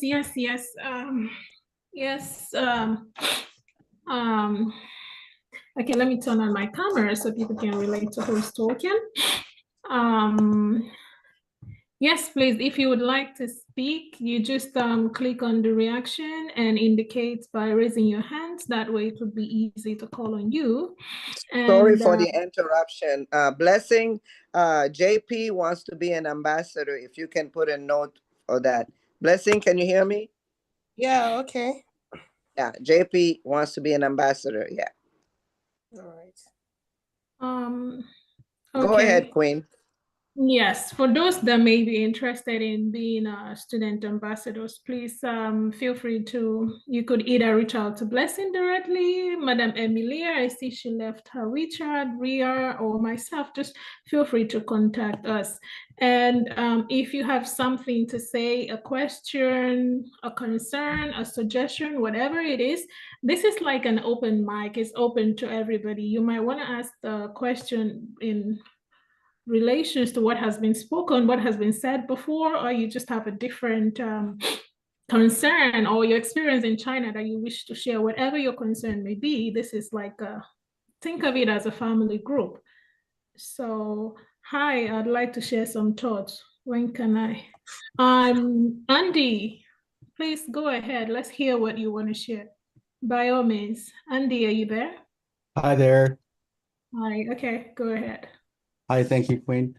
And You're thank you, Amelia, for inviting me. And I don't know if I'm the only Chinese in this group, but I'm really glad to join this big family. And I heard previous speakers giving really good speech about their perspectives and things that really great things they're doing in China. And also learning how large the community here is in China. And me, as a Chinese person, I would like to offer any sort of help possible. So I think at least I can help with the language. So I was very intrigued by the idea of Dr. Olivier, the thoughts of educating people in Chinese villages. Because growing up in China, I do remember in my childhood, whenever adults were talking about Africa, they talk about Africa as a whole, like continent, or sometimes even like a country, you know. A lot of them don't know too much about it. And I was once praised. She was very happy that I knew a lot of African countries because I used to watch a lot of football games. So I knew you have so many good teams, nations, countries that are good at football. That's what my page one was, my first chapter of learning Africa. But as I traveled more, learned more, I was more and more fascinated, by your cultures, and yeah, pretty much the really good vibes, I can feel whenever I attend an African party or a conference like this. And I was very lucky to privileged. I feel really privileged to be invited to the event in March as well. And I'm very glad I have a chance to also share my thoughts. And for now, I do really want to bring people together. And being a native speaker, being a native Chinese speaker, I would also like to offer my help. So as our meeting goes on, and I would like to learn further, like what Chinese people can help with the community. Basically, we're doing our we can share our help to help you bridge the cultures, help you understand the Chinese cultures better, and also help Chinese people to understand the African cultures better. So for this, I would also like to raise a question, like, what do you think is much needed if you were asked to give 3 suggestion ideas on how the locals can help with the African expats? Yeah, that's my question. Thank you. By the way, Andy has been a very, very good friend. We've done a lot of activities together. We continue to do activities together. Like he mentioned, he will be in Guangzhou on the 28th of March and the 29th, also supporting this group of uh, women, African women entrepreneurs. Yeah, thank you so much, Andy, for always being there. And thank you for learning fluent English to be able to communicate with us. What do we need from you? Teach us Chinese. This is That's no almost my problem. 10th year here. Every time I get in a taxi, Tibudong, Tibudong. How long am I going to say that? Teach us That's no Chinese. We problem. need to learn your language. I would love to. I would love to. The entire moment. At the same time, thank you so much, Amelia, for bringing the opportunity. And I've been very, very happy working on all the projects we've been working on. And for the event in Guangzhou in March. Yeah, I'm more than excited. Learning Chinese is without a question. I can help you anytime. And just to share a bit more information is that I lived in Korea for 11 years. So if you want to learn some Korean as well, I can be helpful. I mean, still in East Asia, at some point you might find it helpful as well. So I also wanted to say that to express my feelings on how I understand how difficult it is for expats. Because I was in Korea doing my postgrad, and I know how challenging it can be when you're in a new culture, in a new environment. So yeah, once again, thank you so much, Amelia. Okay. I can help anytime with anybody's Chinese learning. Amelia has my contact, so if you need some help, if you want to contact me on WeChat, feel free to ask for my WeChat ID. Yeah, thanks. And Andy's brand is called Weekend Every Day. He believes in celebrating weekend every day. Thank you, Andy. Over to you, Thank you so Queen. much. Thank you so much. And then to take this chance, I also like to show my logo if you can see it here. Sure. Weekend Andy. every day. Okay, thank you very much, Andy. That was very kind of you. And with regards to teaching Chinese, we actually have one of ours, Black Pearl. She does what is the name again? Black Pearl, are you there? I think it's Little Small Chinese. Small Chinese, yeah. So let's hope she would love to feature you, because we would love to hear what you have to say on her channel, you see. So yeah, thank you for making that offer. And with regards to your question, what is needed? Dr. Olivier, are you there? You're the one doing the community work, I believe. Yes, I'm there. With the community. So Andy is asking what is needed if locals were to actually come on board. What do you think would be the major contribution they can give at this point in time? Oh, well, I think we can, from my point of view, I think that we can have a soft approach. The cultural exchange is very needed. So we need, that you mentioned that there are many Africans. One of the speakers said there are many Africans coming into China, but there are less Chinese going into Africa. So we need actually to the involvement. We need more involvement of the Chinese. You see, for example, I'm in a village. It's because I'm proactively going to them. So bringing, I'm still trying to find out ways to pitch their interest, into Africa, so as to have them look at Africa in different ways. I'm very happy he's into, Mandarin. He has been in Korea, so he literally knows what I mean, literally. So maybe if we might also have from the Chinese side, for example, my association is China Africa Youth Federation, right? I'm trying to gather all the Chinese that are, into Africa, interested in Africa, that have lived to Africa together, so as for them to also be the African ambassadors. So that's actually what we need. We need them, the Chinese, to also, spread positivity about Africa, and the rest should it be, commerce, should it be businesses, everything will go.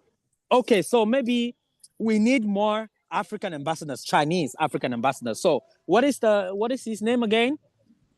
So yeah. Andy. Yeah, so exactly. So maybe we might, this is from my perspective, this is actually what we can work towards achieving, but it needs both, Africans and Chinese, our efforts. So yeah, thank you very much. Sorry again, I'm in a village. That's all right. Thank you very much, Dr. Olivier. So Andy, you've heard it. We would really need your contribution. And while he was talking, I remember he mentioned something about, what was it again? Storytelling. So let's hope you can actually one day share your story as for, living abroad and how it feels like. Perhaps it would give other Chinese, especially those that haven't experienced what life abroad could be like, to actually sort of understand not just the African perspective per se, but foreigners' perspective, to know what it feels like. And before I go, Dr. Mazi, I was hoping if you have something to say with regards to what the Chinese could contribute in terms of promoting unity or prosperity for the African community.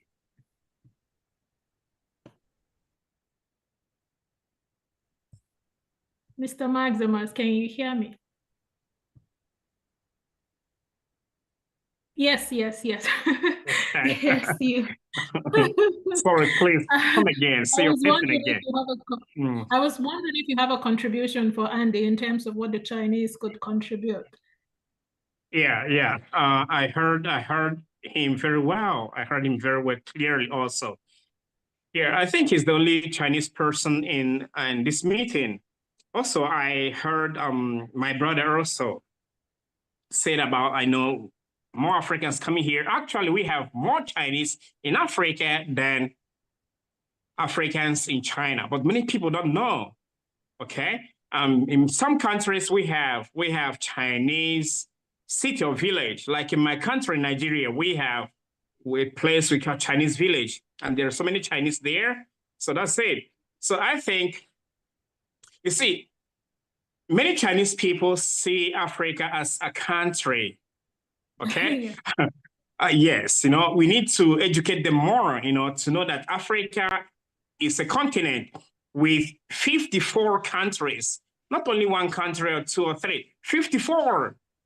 So it's not a small continent, okay? And the population of about 1.5 billion, so it's a big place, it's a big continent, you see.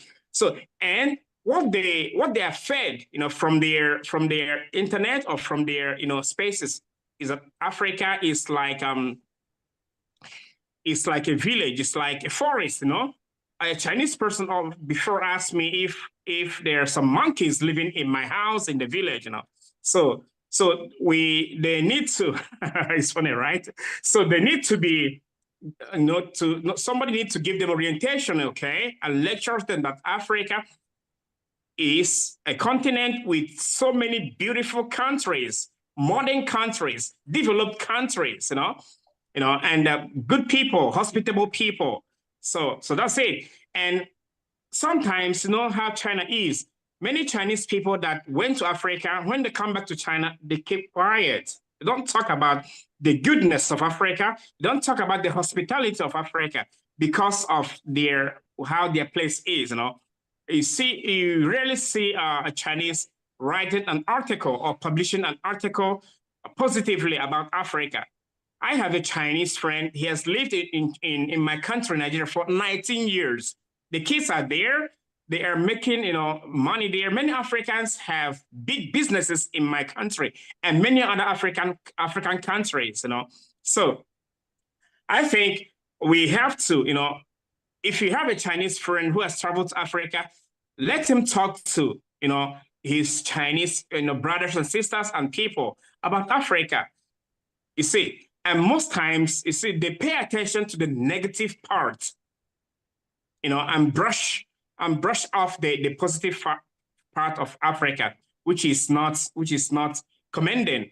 So I think Chinese people need also to help by propagating, positively telling their people about Africa, the positive one. Not only, every country, every continent, every continent has the negative part and the positive part, but sometimes they only choose to talk about the negative part of Africa.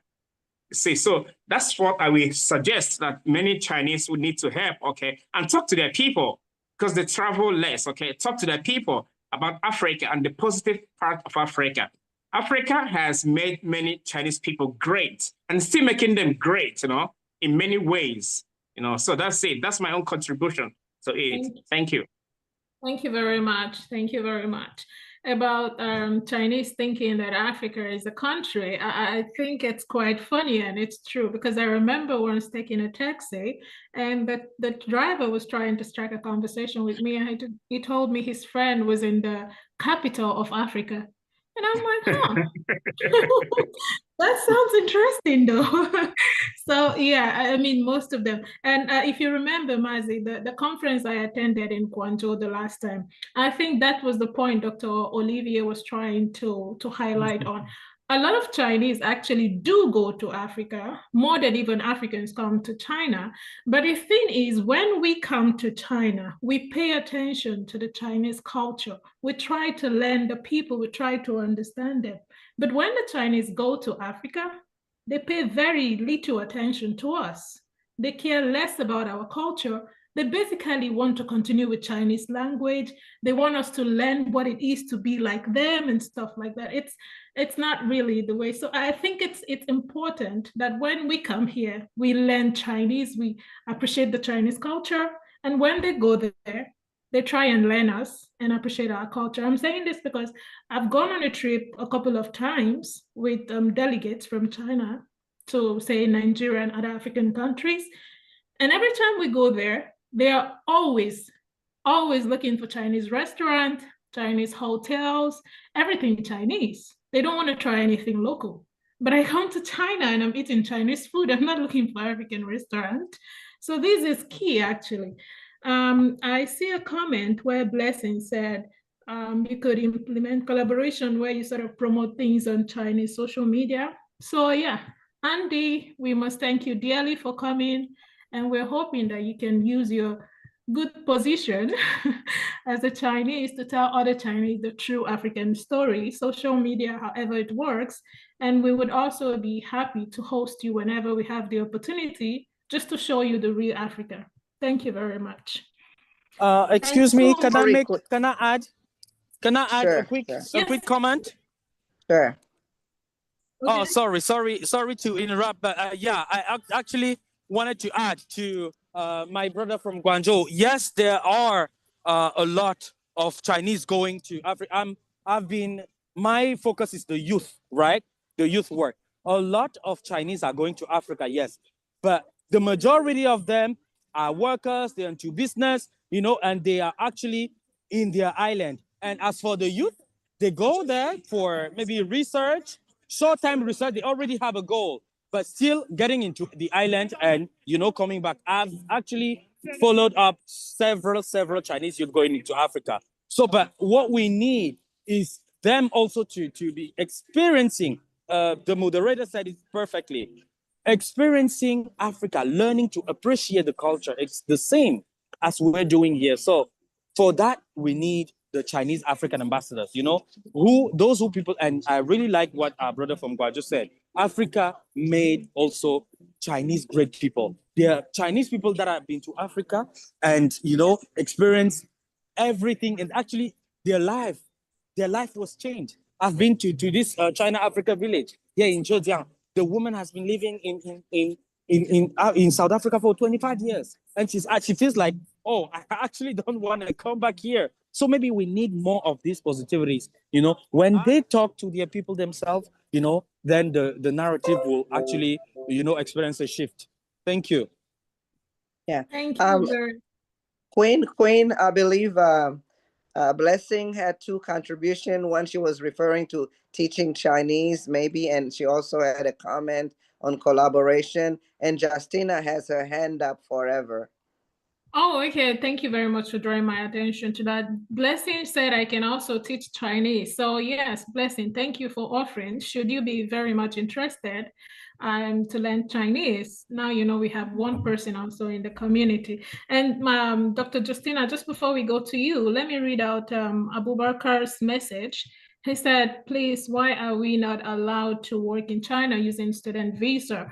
I think I would call on D to answer that. But before I go to D, I would just, from the top of my head, say, while it is the general sort of belief that you cannot work with student visa, it is not there are exceptions to this rule, actually, because I think I know for sure. I got my first job in China while I was doing my master's. Yeah, I worked with what is it called, CABC, China whatever. Yeah. China African Business Council, right? Yeah, it has a branch in Beijing. It's pretty famous. I work with a branch in Hangzhou. So that I know for sure. It just depends on if you're willing, or rather if your school is willing to give you the documents necessary, because it's not something you just go look for a job and then you start working. The company would have to give you an employment letter and all of the necessary document, which you will take to your school to gain approval. And should your school provide that, then you can Are you allowed to teach English? Teaching, I mean, I I can't say authoritatively how it works because different cities in China have different rules actually. So I think it would depend. This is where context actually comes in. I just shared my story saying it depends. You could actually work if your school is actually willing to. And yeah, Madam Emilia, in terms of the teaching, I think I could say something about that because also in my school while I was doing masters, I schooled in Hangzhou, by the way, so it's a much more exposed and advanced city, let's assume. They usually seek for students to teach English, and they would come to the university and talk to the international student department that would then arrange few students to go there and teach. So I think it depends on the arrangement they have with the university and if that kind of arrangement exists in your university. But like I said, let's allow Dee to attempt this question. Dee, could you share some light on this? Thank you so much, Queen, for giving me the floor and for the question about working on a student visa. Like I mentioned earlier on in my sharing session, the focus always for the majority of youth or African human capital coming to China is to work and study. Now, every university, no matter the province, has an internship program for their students. Now, the access to that is all dependent on your degree, on your demographic, and the type of school that you are at. So let's say, for example, for the Chinese population, for the Chinese student population at the universities, they have that work-study plan.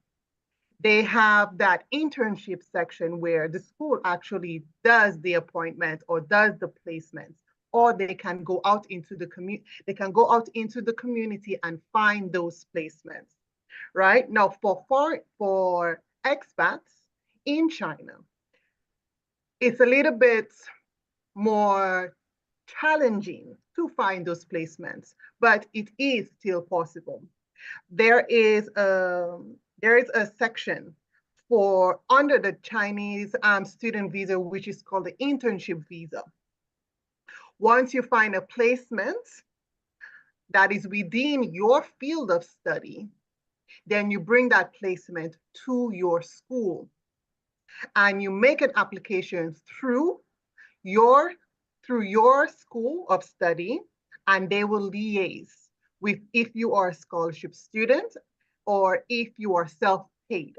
They will liaise with the relevant school and tell you whether or not it is possible to fall under the lines for the internship visa. It is very important that, and for African students, that any placement that you get or any work that you are thinking of getting or obtaining, it is related to your field of study. Coming to the question of English teaching.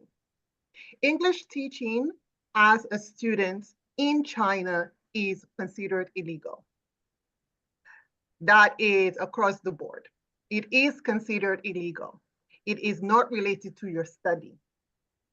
And it is very clear in the labor laws, it is very clear by the whole framework here that you cannot work if you don't have a work permit. And that's every country has their own rules and regulations. If you would like to work as a student, you can work as a student on an internship visa, which is a student visa. And you make the application. So it is up to you now to go to your school and ask, be proactive, go to your international students office and ask about your work placement for your program. Then they can guide you accordingly.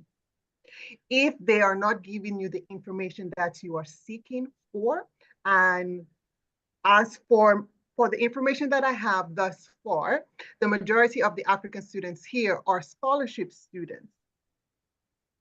Contact your CSC contact. If you do not know the contact of the CSC for African scholarship students, contact your African Student Union. Your African Student Union is formed for the sole purpose of keeping you updated so that they can communicate with the embassy to get you the information that you need. In every African embassy here, there is a department focused specifically for student affairs. So there is information that can be given to you, but you need to ask. Now, I'm just seeing a follow-up question about scholarships for Africans and Africans in China. I'm not too sure whether or not if it's about obtaining the scholarships or if it's related to work, but I just answered the aspect of related to work. If you want to obtain a scholarship here in China, it's as easy as Googling scholarships in China, and you look at the different requisites. There are different types of scholarships in China. You have the university scholarships, you have the BRI scholarships, you have the CSE scholarships. When you look online, you'll be bombarded with all of the information that is required for you to find the specific scholarship that is needed. But just going back to the work aspect, I cannot stress enough, because I've seen so many people get into unnecessary challenges because of this. Even if someone tells you it's okay, you need to have the proof that it is okay. The only time it's okay to work on your student visa is if you have a student internship visa. If you have something written, because one thing you will notice that a lot of miscommunication happens, a lot of misunderstanding happens. You feel like because this person tells you it's okay, that it is okay. No, it's not like that.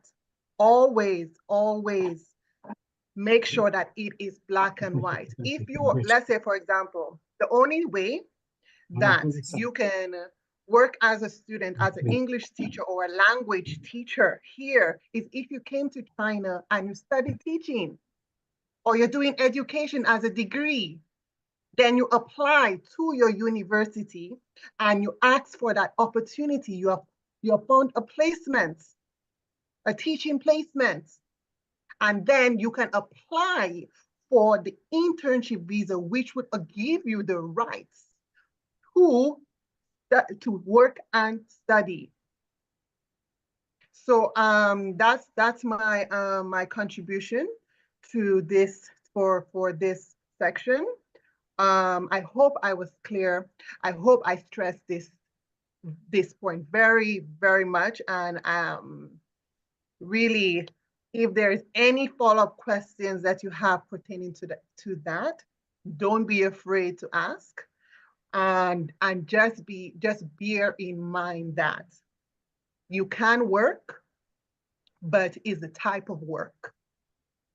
Okay?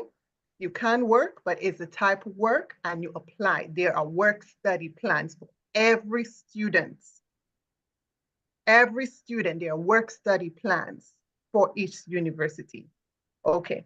Now, I think I made myself very clear. Miss Delia, I Yes. think many students are scared. I think many students are very scared to even approach the school and ask for anything that has to do with work, because it's kind of like going to your parents and you 15 years old and say, Mom and Dad, can I begin having you know what?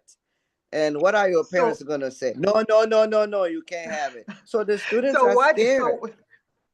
So they are, what I am noticing is the constant phenomenon that it's the same across board.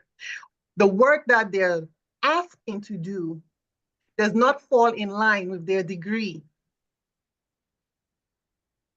It does not fall in line with their degree. You came here to be a doctor, and you want to have a part-time as an English teacher. Unfortunately, I should not say unfortunately. Every country has their different policies when it relates to student visas. If you're in another country, they have their student visa working rights policies. if you were to go to Australia as a bachelor's, you can only work for a certain amount of hours. As a master's and so forth. For China is also the same. You are able to work, but you need to apply for something that is in your field. You need to go to your school. You need to make the application. When is it? When is the internship? When should I start looking for internship in this period? First, ask if there are internships. If it's paid internship, if there are paid internships in this program that I am doing, then after you do this. And then it brings me back to what I said earlier. When you come here, what is the focus? You need to be very clear. What is your purpose of coming here? You came here, once you're clear for that purpose, then you know what steps you need to make. Do not be distracted by everything that is going around. Be focused, be very focused, and get as much information as you can on how to obtain the skills that you are looking to enhance here. If you are a medical student and your university is not giving you have asked already for internship opportunities in the medical field, and your university says, "Oh, I'm sorry, we do not have any connection with hospitals, or we don't know about, we have not thought about how to place for international students," then you have to be proactive, because there are a lot of hospitals. You might be very surprised, local hospitals that are looking for interns. They are always looking for interns. So it's up to you to be proactive. It's up to you to know what is your focus. You came here on a mission. Olivia said something which I found very, very important, and I hope that everyone took note of that. He set a goal for himself. He set a goal for himself, then he followed steps to accomplish those goals. So I would say that to you, to set a goal for yourself in your degree, in your major, as to what would you like to accomplish, and then take it from there. Okay.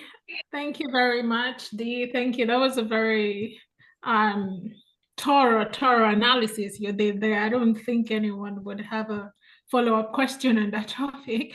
Thank you very much. But should you have a question, please don't hesitate to ask. Before I go on reading, I would like to call Dr. Justina. Your hands were raised a few minutes ago. You can make your contribution, please, before we go on. And please, if you have a question, feel free to indicate by, raising your hand or leaving a comment if you don't feel like talking. Dr. Justina, are you still there? Yes. Can you hear me? Yes. Okay. Yes. So I wanted to respond to Andy when he spoke earlier, but we moved to another question. But let me just go back and just talk on it briefly. While he was talking, thank you, Andy, for your support and for showing interest to help the African community. We actually need the Chinese support, which is very, very important, because we are in China, and for us to do anything, that support is really important and very vital. And also Dr. Olivia, I really like what he's doing, trying to change the narrative, storytelling, which is highly important. And I just wanted to mention that ADICNet has also been playing a very important role, but sometimes I feel that we Africans, people of African descent, we are the major issue sometimes. Apart from the representation, changing the narrative, ADICNet has tried to create tools and platforms for us to tell our story, to change the narrative, but most of us are not willing. I know everyone is busy doing so many things, but we don't really show interest to be part of what the community is doing. We created the ADICNet Radio, which is a platform that is supposed to share beautiful stories of Africans, and we can get the Chinese audience, but we had difficulties in getting people to man the radio. And so I think this is a good opportunity. We have a lot of Africans in China. We have a lot of people that are doing exceptionally well in China that we don't even know of. We know just few of them. So we need to start telling our stories. We need to let the people know what we are doing. We have a lot of people. Chinese have been benefiting from us and African as well. So we need to let them know some of those things.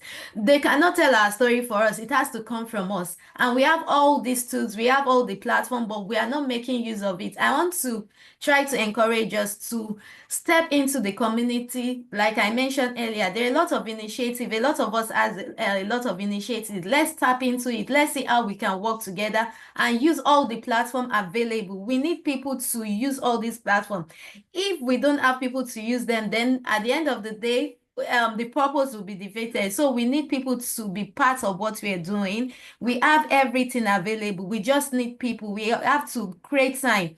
I know it's not easy being in China. Like we said, you have to make your goals, yes, but you have to also create. There are sometimes you just have to have this extra goals that covers extracurricular activities, like being in the community. You can, no one is an island. You need people around, and you need people to succeed, and you need people, the community, to be able to project what we want. We've always been saying that we are projecting, this is the Africa we want, but are we all showing interest? Are we showing passion to make what we want? It's not just about talk. Everybody keeps talking, but we have to start taking action. It starts with us. It starts with each one of us, for us to work together and collaborate and make that difference that we want. So please, the ADICNet radio, I think it can still be resuscitated. We have the new executive, which can be done. We need people to be speakers, what's it called, hosts, to host different events. You can host different events on storytelling, education, sports, entertainment, anything of your interest. Just feel free, reach out to the executive, and you can host an event on the radio. And I believe with social media, we all know the role of the social media in this generation. We can reach as many people, even outside China. There are a lot of people that need to know about us. So let's use all this platform that we have and the media, which is very important. So please, I would like to encourage you to please tap into this and let us make the difference together. Thank you. Thank you very much, Dr. Justina, for that amazing contribution. And yes, with regards to the ADICNet radio, I remember my organization, Doctors Insight, used to have a health program on it. It's rather such a pity that we actually let it go down for so long. And yes, I think it's high time we sort of resurrect that whole ADICNet radio, because it's a very good way to reach the community. We can all have a talk show on it, and I think it would really benefit the community. Thank you very much, Dr. Justina. I saw a comment about what about scholarship for Africans and African in China. USB is the name. I think Dee responded a bit to this question. If that wasn't your intention, or if it was taken out of context, could you maybe paraphrase the question just so we understand exactly where you're headed with that? And from Ria, she said, for students, how about registering your own company and importing and exporting product to your country? Dr. D, could you jump on this? Or Mazi, could you jump on this? Is it open to students? Can they just open a company and start importing and exporting? Yes, please. Dr. Mazi, could you please? You're muted. Can you unmute? Yes, it's a very nice and important question. I think it's okay. There's no problem about that. If any person is finding it difficult, let me know. It's easy. It's normal. You go through the normal process. They don't mind if you're a student or not. As far as doing business, China likes anything business. So if you're a student or not, you can have your own company, export to your country, and also import other things China needs into China. It's not difficult. I can do it for any person. It's not difficult. They don't have to apply for a different kind of visa to do this or something like that? No, as far as your visa is valid. No, if your visa is valid, I think you can have your own company. Can I respond to that? No, I think no, don't, no. I'm sorry, but I have to say, I have to interject here. I have to also No. respond to that. It is not, no. That is I am so sorry, but when it comes to student visas, there are strict rules about attached to student visas. When it comes to registering a company, there are strict rules attached to that. When you register a company in China, you have to now convert your status as well to be connected to that company. Sorry, Yeah, please, sorry, can now I I also understand. say something? Yeah. As a student, no. As a student, no. As a student, no. I didn't get the question very well. As a student, when you no. have, yes. Yeah. So let's say, for example, you have graduated from school, you're finished with school and you want to register a company, and then after convert your student visa to a work visa on your company, then okay. But as a student, when you're studying, then you need to be, depending on the province that you are in, there are special zones, right? Now, in those special zones, it's like for example, for Beijing, there is an innovation A zone. Haidian Pioneer Park. A Right? Haidian Pioneer Park. Yeah. Exactly. Or if Yeah, it is the incubator. In that zone, you, depending on what company you want or what hub you want to create, you, as a student who is interested in creating something, have to find out the information related to what you want to do and how you can do it based on your status. It's all about that. It's not about, okay, yes, you can do this, no, and all of this. It's connected to your status. The only way it's possible is after you graduate. All right. Yeah. Yes. Let me just add to that. Yes. Thank you, Dee, for bringing that up. And I want to also use my experience as a legal practitioner. I know some of you might know I'm a lawyer, and I would say first and only African lawyers have been to Chinese courts to represent Africans in courts. So that's why I wanted to step in that, yes, as a student, you're not permitted to do that. Ignorance of the law is not an excuse. A lot of students are falling victim. We've had a lot of cases that they've deported we have a lot of Africans in prison. I know we are all aware of this due to this company registration, importing and exporting, because they were not aware of the law. There are a lot of laws that are in place, and we have to be well informed before taking any decision so that we'll not fall victim.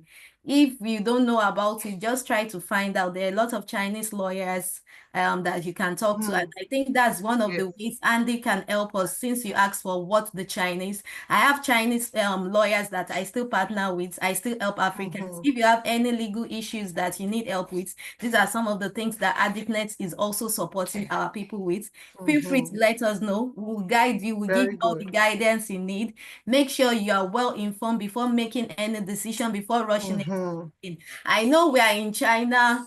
Everybody's looking for greener pasture. We feel there's easy money. There's nothing like easy money. We have to be very careful so that you don't fall victim. A lot of people are there, a lot of Africans. When you go to the prison, a police station, there are a lot of them. I've seen them a lot.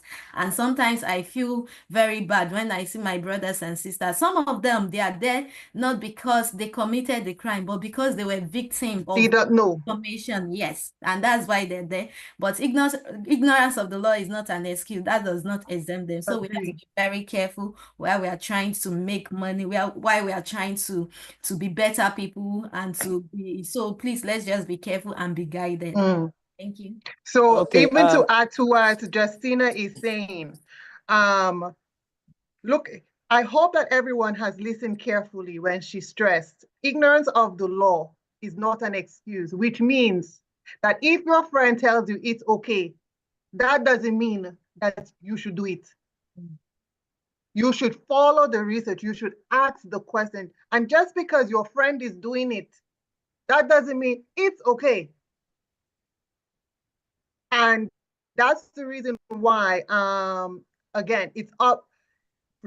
Learn from the experience that we are sharing with you, and we are telling you that know the regulations and the restrictions for your visa. Every visa in any country has their own restrictions. It's not only China. Any country has it. Now, this is like, where and how can we get information on what is the law in China? It's as simple as Googling and saying Chinese law related to what section. It's as simple as that.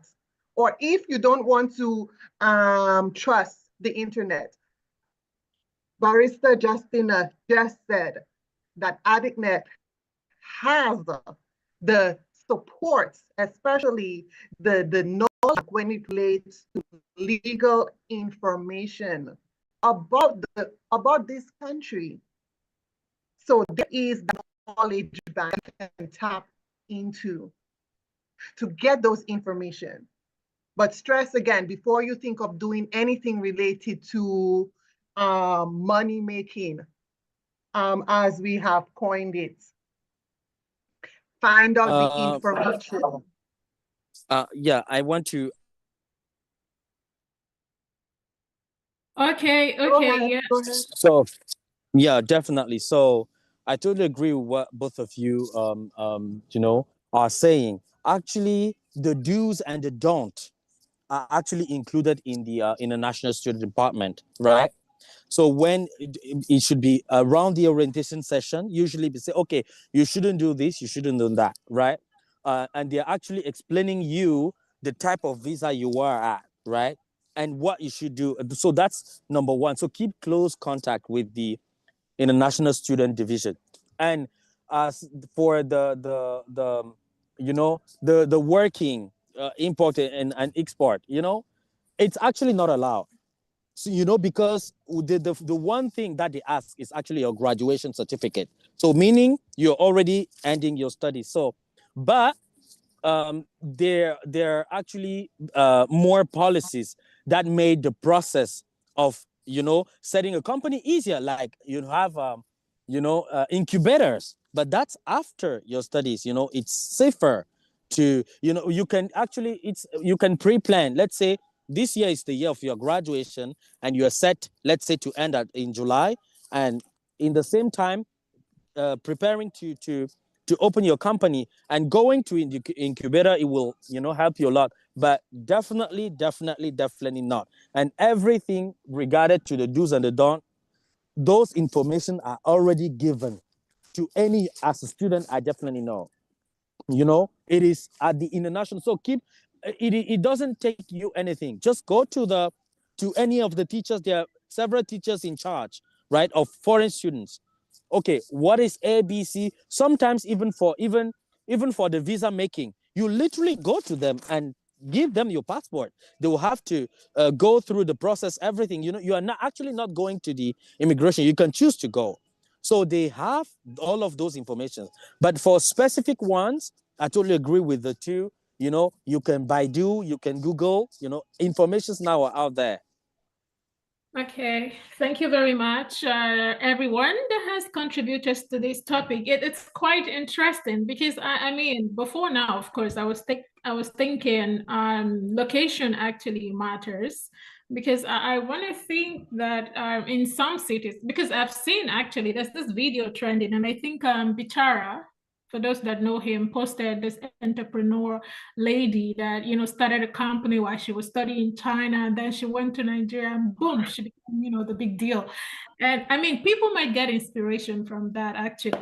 So in line with this, I might want to also ask a question now. The limitation on student visa is you cannot work, not you cannot open a company. So which means, technically, I'm not a lawyer, let me play with logic here, which means you could open the company and get someone to work on it or for you without necessarily working in the company. Is that a possibility? I think you could bypass law. Can I say something to that? Yes, there are loopholes to all this, but one has to be very careful. So let me cite an example. When you just said it, I'd like if somebody is helping you to do it. Most people that are in prison now that have been jailed, most of them, they were arrested because of transaction. So, for example, somebody bought an item from a Chinese or whatever, and then you use somebody else's account, and it passes through your account. So what they do is they trace each of the accounts, each of the beneficiaries of those accounts, and from there they trace you. So you might feel like you're not the main person, but there's a way. All this, in fact, apart from the bank, they also look at your conversation. It's not just WeChat, even WhatsApp. I'm sure so many people don't know that there are lots of people, because we've had a lot of cases like that. And people feel like because China, you have to use the VPN, they don't know your WhatsApp conversation. They actually have access to all those things. So we have to be very careful. And that's why we have to be very informed. We have to be very careful in who we relate with, who those we do transaction with. So many people have been victim, even in money exchange. There are a lot of cases as well as that. You just want to change RMB to your currency, and then from there you fall victim. Even within the community, a lot of things are happening. So we just have to be very careful. We have to be very mindful. You might feel like you're not the active person, but you might be an accomplice in the transaction or in the complaint or whatever you're doing. So we have to be well informed. Just wait for a time. I believe for each person, we have our time. Wait for your time. You will not be a student forever. Your student's visa will end at a time. Just wait for that period to be over. It's just 3, 4, 5, 8 years. If you feel like you're not patient enough, then you should just leave school. But what is the purpose of you? That's why, like Olivia mentioned, you have to have a clear goal. Know what you want for yourself. For every stage in life, there are processes you have to follow. Life is in processes. You cannot just jump into it. It's when we try to jump and don't follow the process, that's when we have problems. We encounter a lot of problems. So we have to be very, very careful. A lot of people, I think ADICNet will work on this. I can see a comment from Miss Ria about publication. Yes, I think ADICNet can also work on that. We can have a legal team. We have Chinese that are ready to support us. I have my Chinese partners as well. They are willing to help. Chinese are willing to help. Like they always say, is win-win. Let's tap into this opportunity and help the community. And that's why it's very important we come together under one umbrella. Let's speak together as one. When we do this as one and we are united, it's easier to solve every problem. It's easier to make life easier for us in China. If not, if we are not united, a lot of issues will keep coming and people will keep having problems every time. And when people keep having issues, difficulties, problem, it's also a burden to the community, to the leaders of the community, because you'll be stressed handling one problem or the other. So we need to help each other to make this work easier for us as African diaspora in China. Okay, I want to jump in here and say something. January 18th, I believe, a couple of years back, I was the very first foreign company to open my company. I registered Daily Nuggets online, and they made a big deal out of it. They put me on the TV station. I was like, every CCTV channel, because I was able to do it online without ever having to go to the office. Through that process, it was explained to me that, like all the panel members have said, if you are a student, wait until when you get closer to graduation. Let's say you will be graduating in May, for example. 3 months before, you can begin your process. And when you begin that process, it's very important that you actually don't wait until you graduate if you will not have an incubator, because if you graduate like this and you're trying to apply for that company, you will go on overstay, and that will not give you enough time.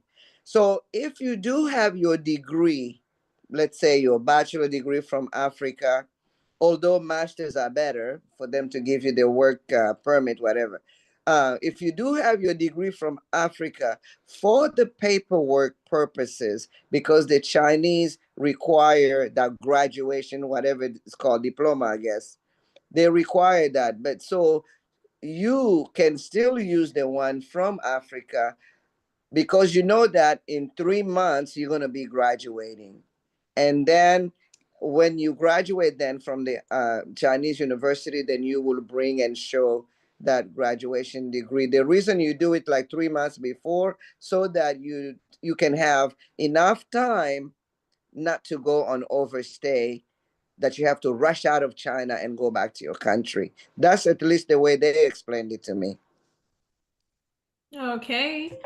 Thank you very much, Madam Emilia. Yeah, it is graduation diploma from Africa plus the proof that you are enrolled at a university. So there's a paper that universities, deliver. So they ask that. So when you give the graduation, I mean, you are pending, right? Let's say you graduate in May or July. It's usually July, but they ask some sort of a paper that proves that you are enrolled at a university and that you are, pending graduation.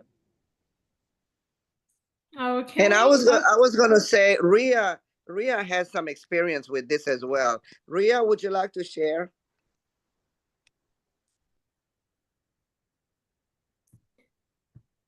Ria, are you there? Before she speaks, I saw that she also wrote that about our brothers in jail. How can we connect to them?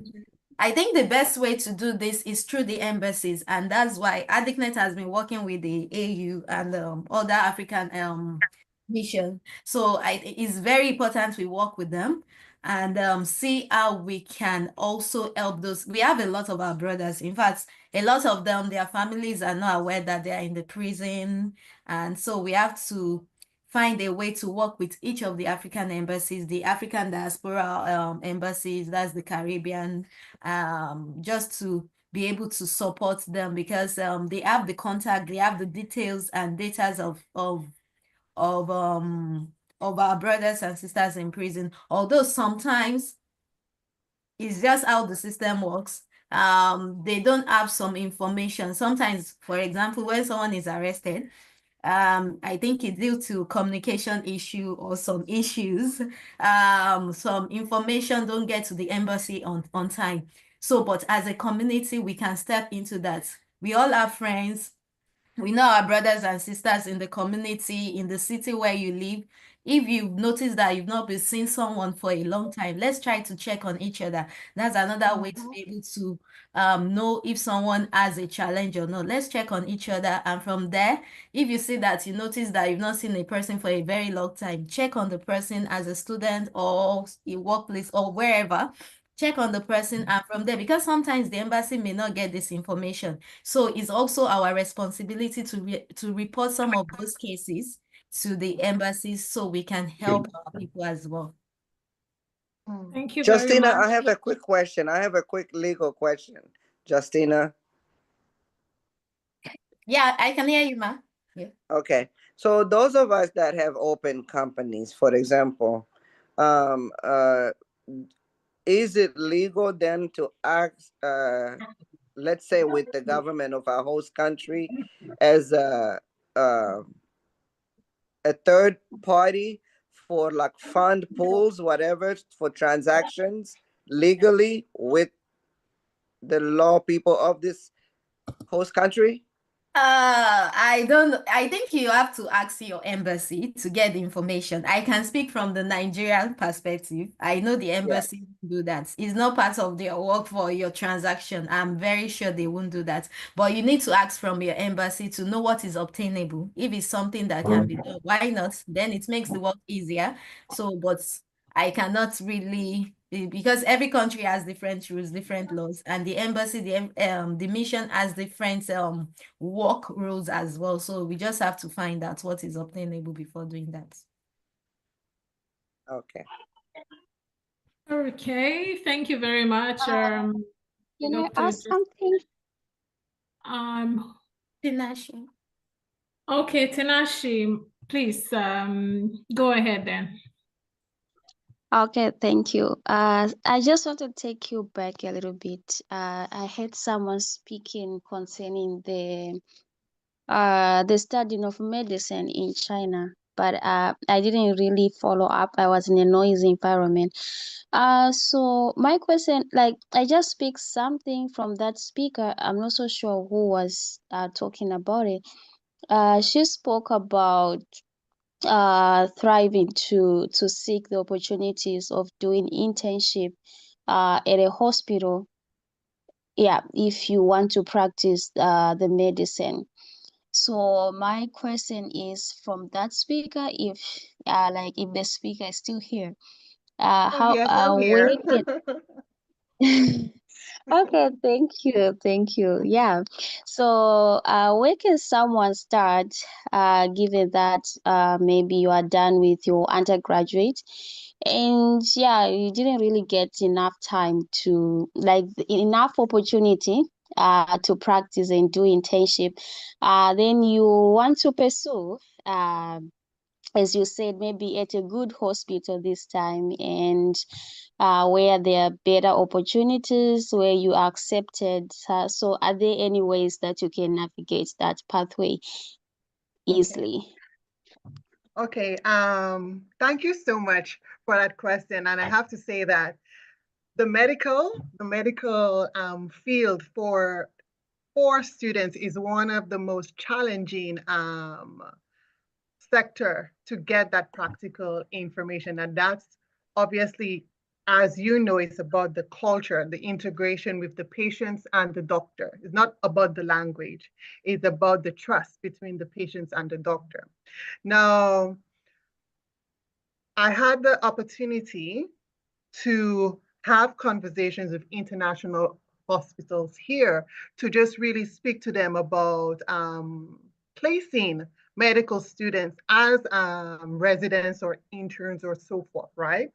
And they broke down the system here to me, at least for the hospital side, is that they have the public hospitals and you have the teaching hospitals and you have the privatized hospitals, right? Now, most international hospitals here in China are privatized.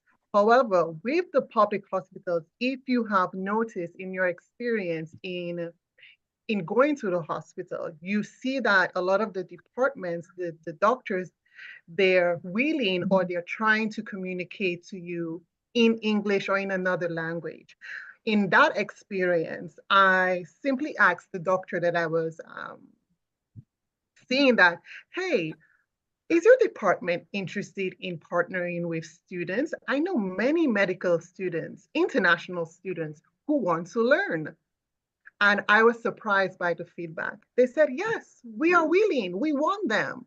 We want them to come to our hospital. We can put you in contact with X, Y, and Z. So that's what I would advise you to do. Go to a public hospital and just ask the question to any of the doctors that you are seeing. And depending on what your specialty is, then most likely you can get that support.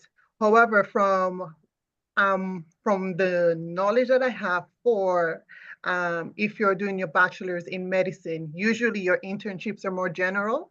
You go throughout all of the sectors, and not all universities would do that. But based on where you are, if it's Beijing or wherever that you are at, just go to your local public hospital if you are not satisfied with the practicals that you're getting or provided by that university. Then go to a hospital that you like, and then ask that question. But for international hospitals, they're usually more privatized, which means that they don't take intakes of international student residents.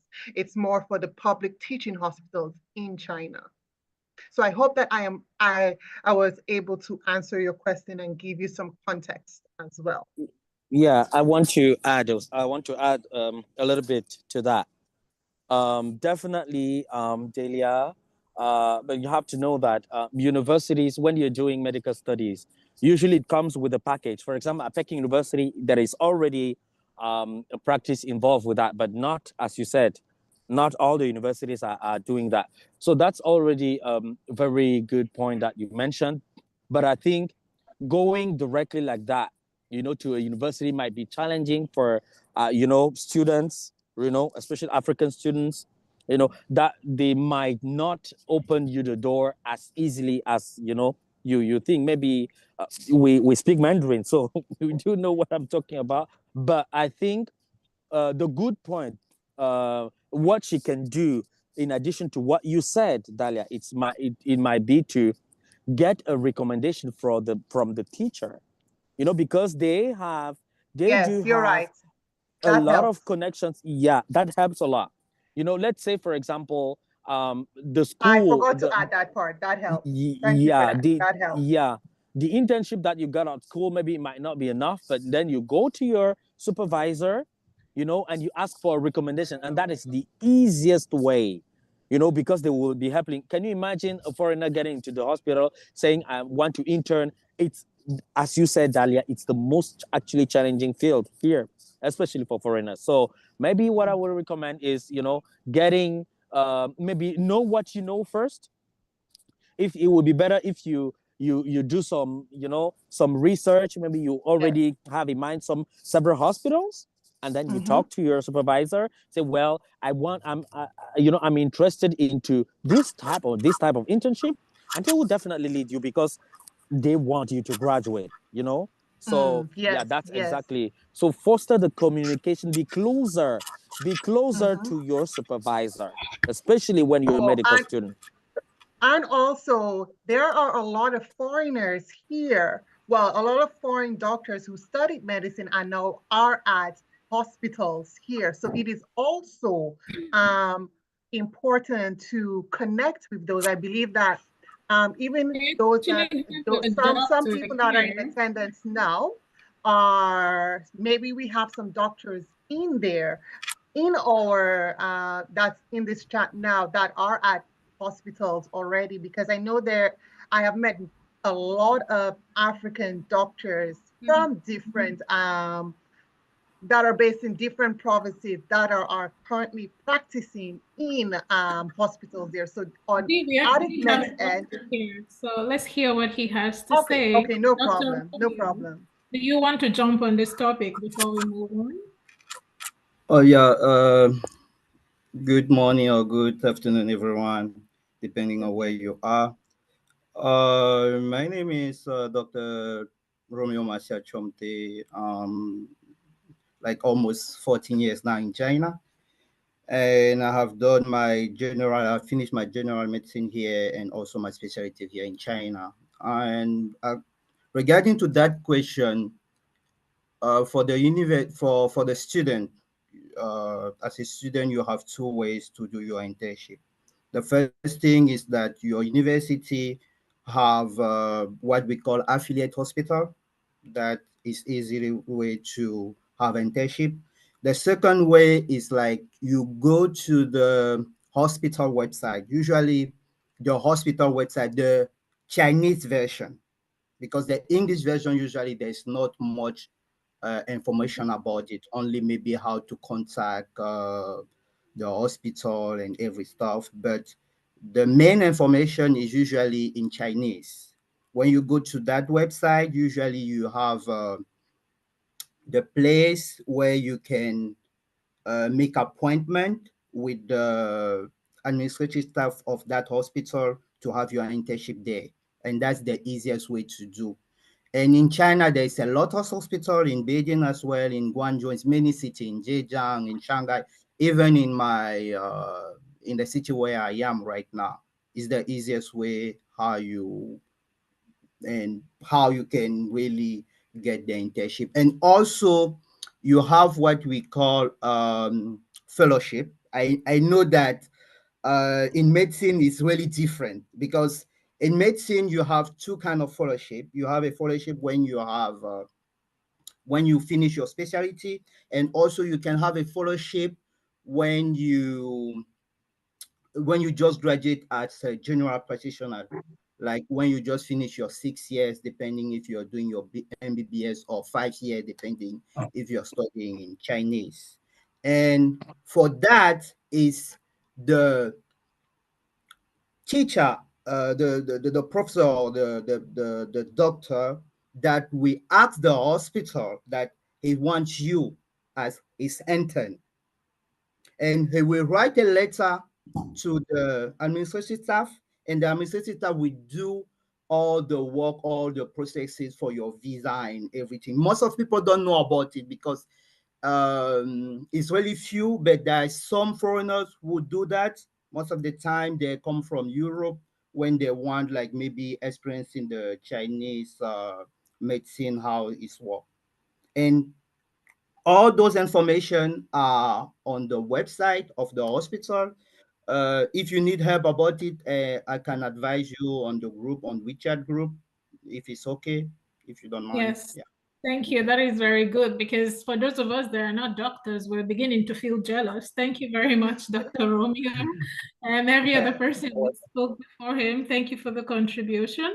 I hope they've But been able. Queen, could you just stress to her that all the medical students that ADICNet can provide a network for them to get in contact with the different That's exactly what I doctors. was about to say. Like, if you're not in the group already, try and join the group so you can have a network of people that can actually advise you on the best way to go. And just before I go back to Magzi to tell us about the company registration that he was attempting to talk about. I'm sorry. Just hold on a second. We'll get back to you, please. About the website for scholarship registration, I think Madam Emilia shared something, and you could also go to studyinchina.com. I think that would be the government official scholarship website. You would get all the information you need there. Just give a second. Let's cycle back to Mr. Maximus. You were telling us about how to register a company. Could you kindly just quickly summarize on that for people that are interested in registering a company? Although it has been, emphasized upon that you should try and at least wait till you're very close to graduation to do that. But let's hear what it takes to actually go into that for those that might be interested. Yes, exactly. If you want to register a company in China, for example, when you come here, when you enter China, you can, for example, normally people come here with business visa, or sometimes people come here with resident visa. So when you come here, you can, with the document, need to have your graduation certificate, but the minimally high school certificate is enough. Then you can register a company with the passports. Your passport, I think it's not difficult. I have done for some people, recently. It's not so difficult. Then you can begin to trade, have your company registered. But then you also rent an office where you can transact business. It's not registered in the air. When you register, you also need to pay taxes. Then you begin to do your business, export and import in China and outside China. You don't have to employ Chinese staff. You don't need to employ. It depends on how big the company wants to register. If you need a person, okay, then primarily need to, they also wish you take a local. But if it's individual, I don't think you need, because you're not strong enough, you've not grown big, you can do it solo by yourself for the beginning. But if you're employing somebody, if you employ a foreigner, when the police are searching or going around, they may not like it. But if you employ Chinese, it's on the safer side, because sometimes the police go out and check, people's offices, people's company. So it's better to employ Chinese. Thank you very much. Thank you very much, Mr. Maximus. For those people that are actually also interested in registering a company, again, join the ADICNet. Yeah, my company already registered here. A community. Mr. Maximus. Yeah, Mr. Maximus is there. If you need advice, you could easily reach out to him or reach out to any other person, and they would connect you to him just in case you need to know more about what it takes to register a company. And what is okay, Makoni, you were going to ask a question. Could you quickly jump on that? Let's hurry up and keep it short. Okay. I think I'm answered, but I just wanted to ask, like both of the speakers, they mentioned about the groups. Like, which groups exactly? Like, is it just the random groups to associate with people, or there are specific groups which they are recommending me to join or something like that? There is the ADICNet group. There is a Doctors Insight for African doctors in China. It's mainly for doctors. They can back you up. You get to see people that are actually studying medicine in China, and you get to really have a community of like-minded people to assist you. Yeah, so they're quite, you could call it a general group and a specific group, depending on which you're interested in joining, actually.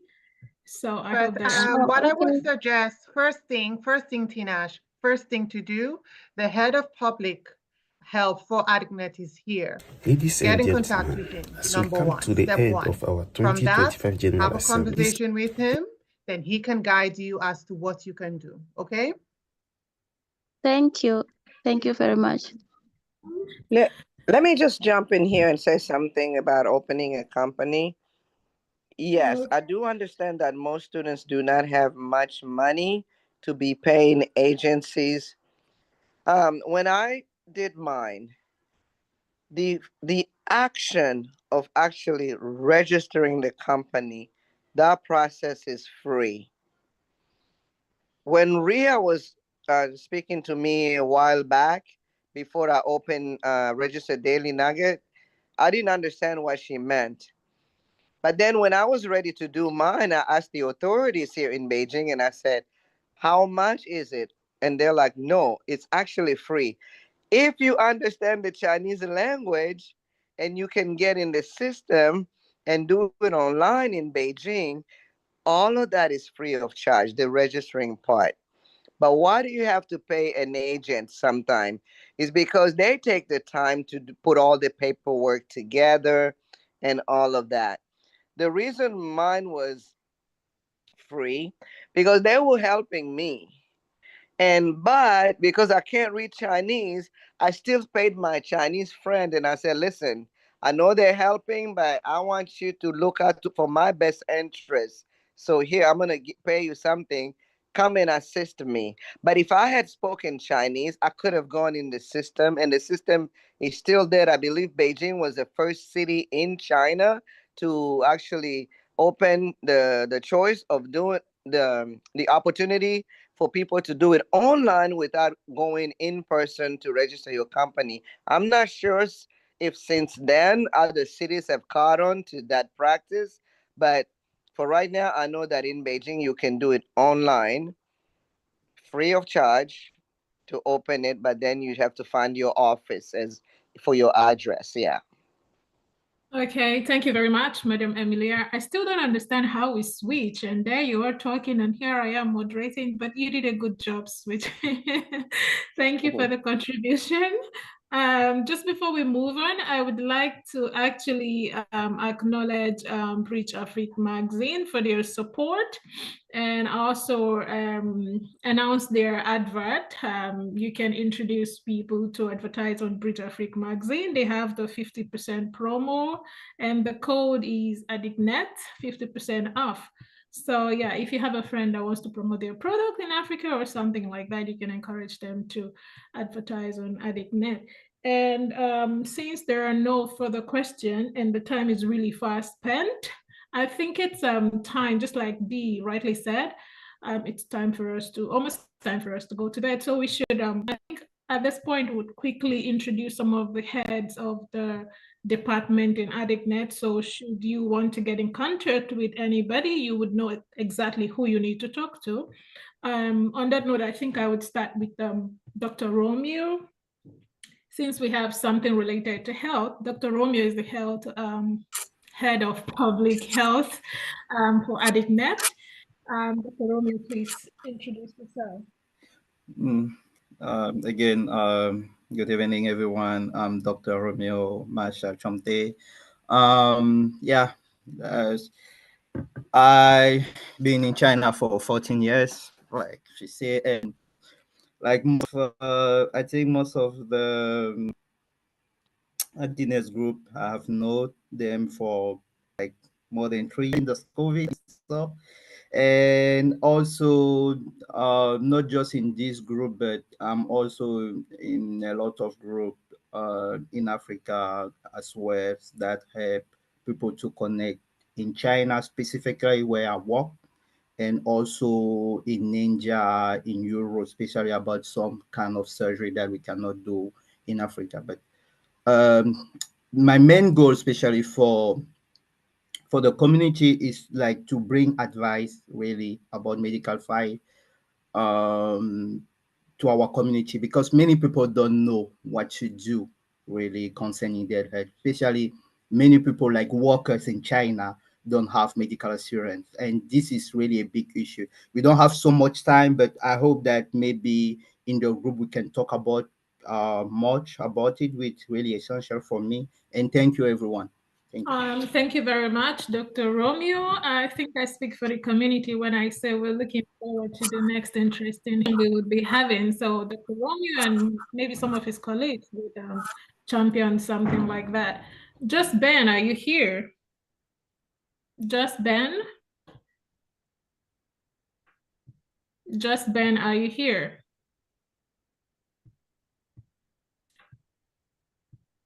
Okay, I'm guessing he's not active at the moment. Madam Ria, would you like to introduce yourself and what your department does? Madam Ria? She said she was unable to speak. Oh. In the chat. Okay, so Madam Ria, you have the floor then. Me? Madam, yes, please. Oh, okay. I'm Amelia Bywaters from Houston, Texas, and I was born in the Democratic Republic of Congo. So I guess they put me in charge of communication, marketing. I'm the one that spam all the groups on our activities. So if you see a spam from me, just forgive me, please. It's all in the name of the community.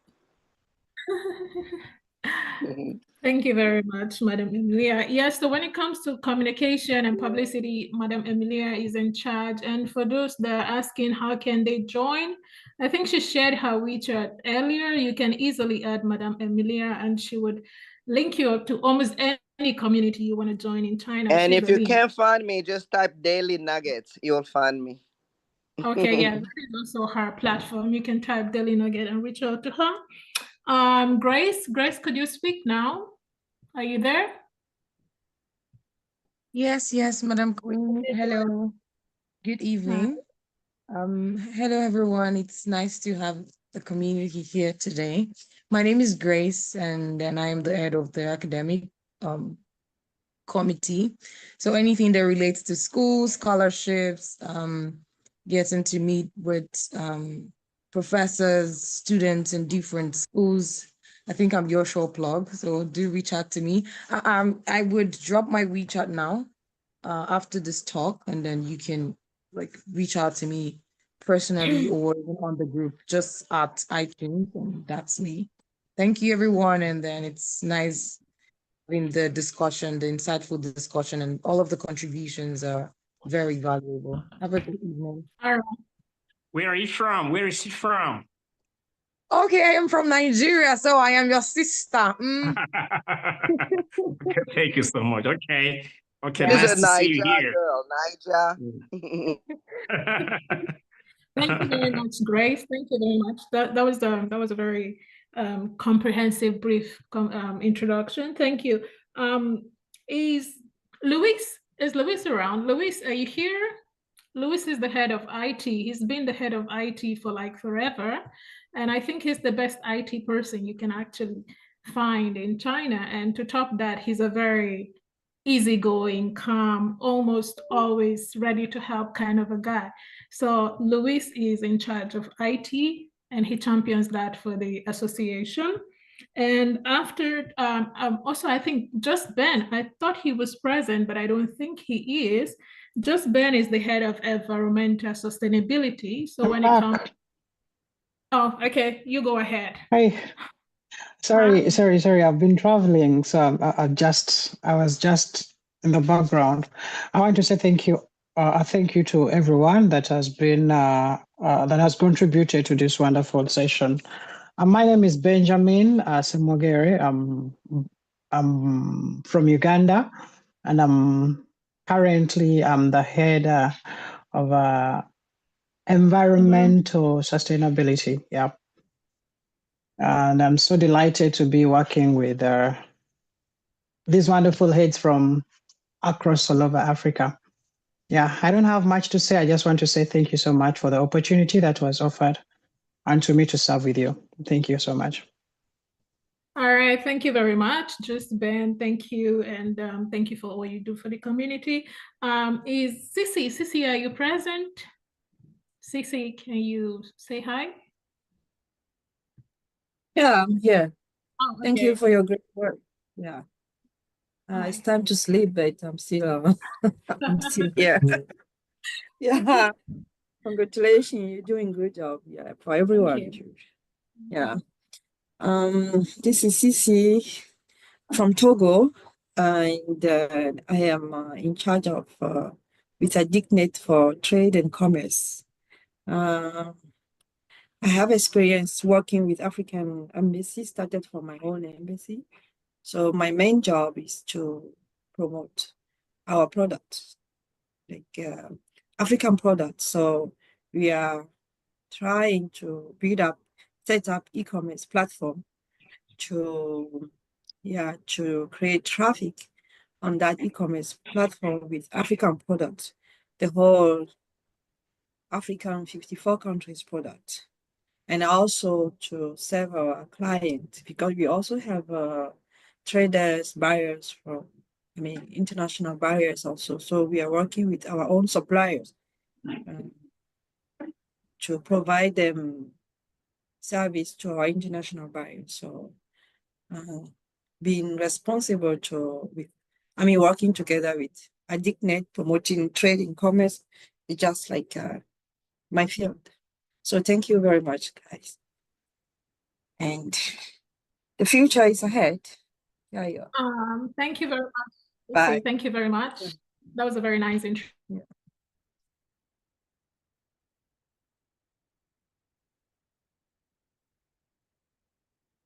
Introduction. Thank you. Just before, can everybody hear me? Yes. Okay, great. Okay, just before I go on, Grace, I see you shared your WeChat, but you shared it as a direct message to me. Can you make it public? Share it as a message to everyone so everyone can actually see it. I already have you. I don't need to add you. I think Ria is not able to speak. Ria is the head of social welfare. So if you see her posting picture and trying to raise funds for people, that is just a duty. And should you have any social situation that you would like to share with the group, Ria is the person you might want to contact. And before I introduce myself, I would also like to introduce Malia. Malia, are you here? I don't think she is, because the last time we spoke, she was taking care of her baby. So I think she may have gone to bed. Malia is the head of cultural affairs. And for those that don't know her by her real name, I think she goes by Black Pearl. She does a lot for the community, promoting culture through music and all of that. So Maria is head of social. Oh yeah, she was here earlier. Yes, I noticed. She's the head of cultural affairs, and we should also try and support her. When you see her videos in the group, you should try and engage it.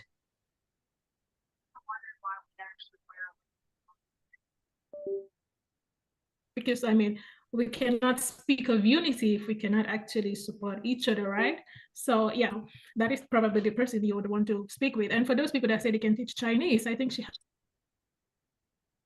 small Chinese. Mm-hmm. Yeah, her company is small Chinese. Platform on small Chinese or something like that. So before I move the mic, right? Yes. Okay, yeah. So yeah, if you wanted to teach Chinese, that's the place you would want to go. Ria, I saw your comment. You're welcome. So my name is Queen Modestus, and I think I would be serving as the head of diplomatic relations for the organization. And on that note, I would like to tell the community that we're planning a diplomatic gathering where we're attempting to bring all of African ambassadors and the African community together, because it's one thing for us to talk about the plans we have, but it's another thing for us to discuss it with the people that can actually impact or make the changes we seek to see. So yeah, that would mainly be the kind of job functions I would be handling. And should you have anything interesting in that field or any question relating to that, of course, don't come to me with medicine, but diplomacy, I can attempt that. Yeah, I think that would. I have a question. Okay. I am a diplomat. I am a diplomat for Jesus. Does that count? Oh, it does. It does. But I mean, that would only be when it gets to heaven. Over here, you would have to be. All right.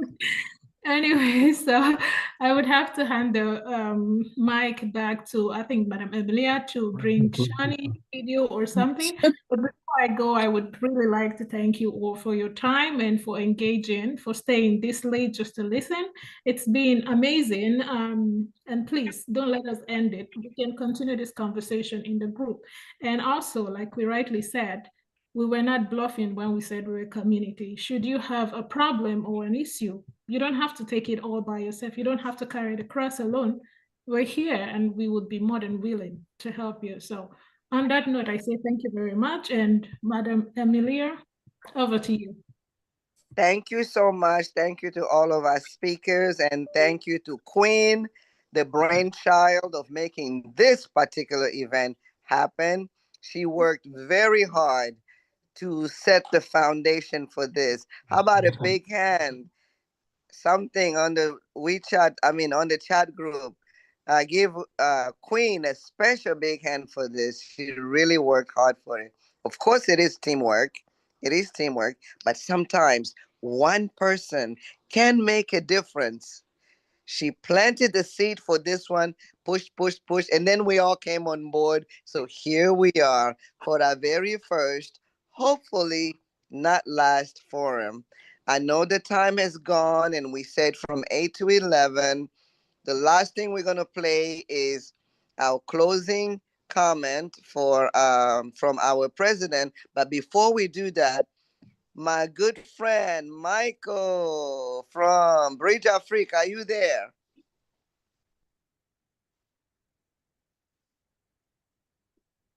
Okay, Michael is not there, but there is one person here, all the way from Nigeria. No matter what time we're having any one of our Zoom conferences or forum, Yinka is always there. Yinka is the right-hand man of Michael of Bridge Afrique, and Yinka is the one responsible for putting this program live on YouTube. Big hand, big shout out to Yinka all the way from Nigeria. Yinka, are you in Lagos or Abuja?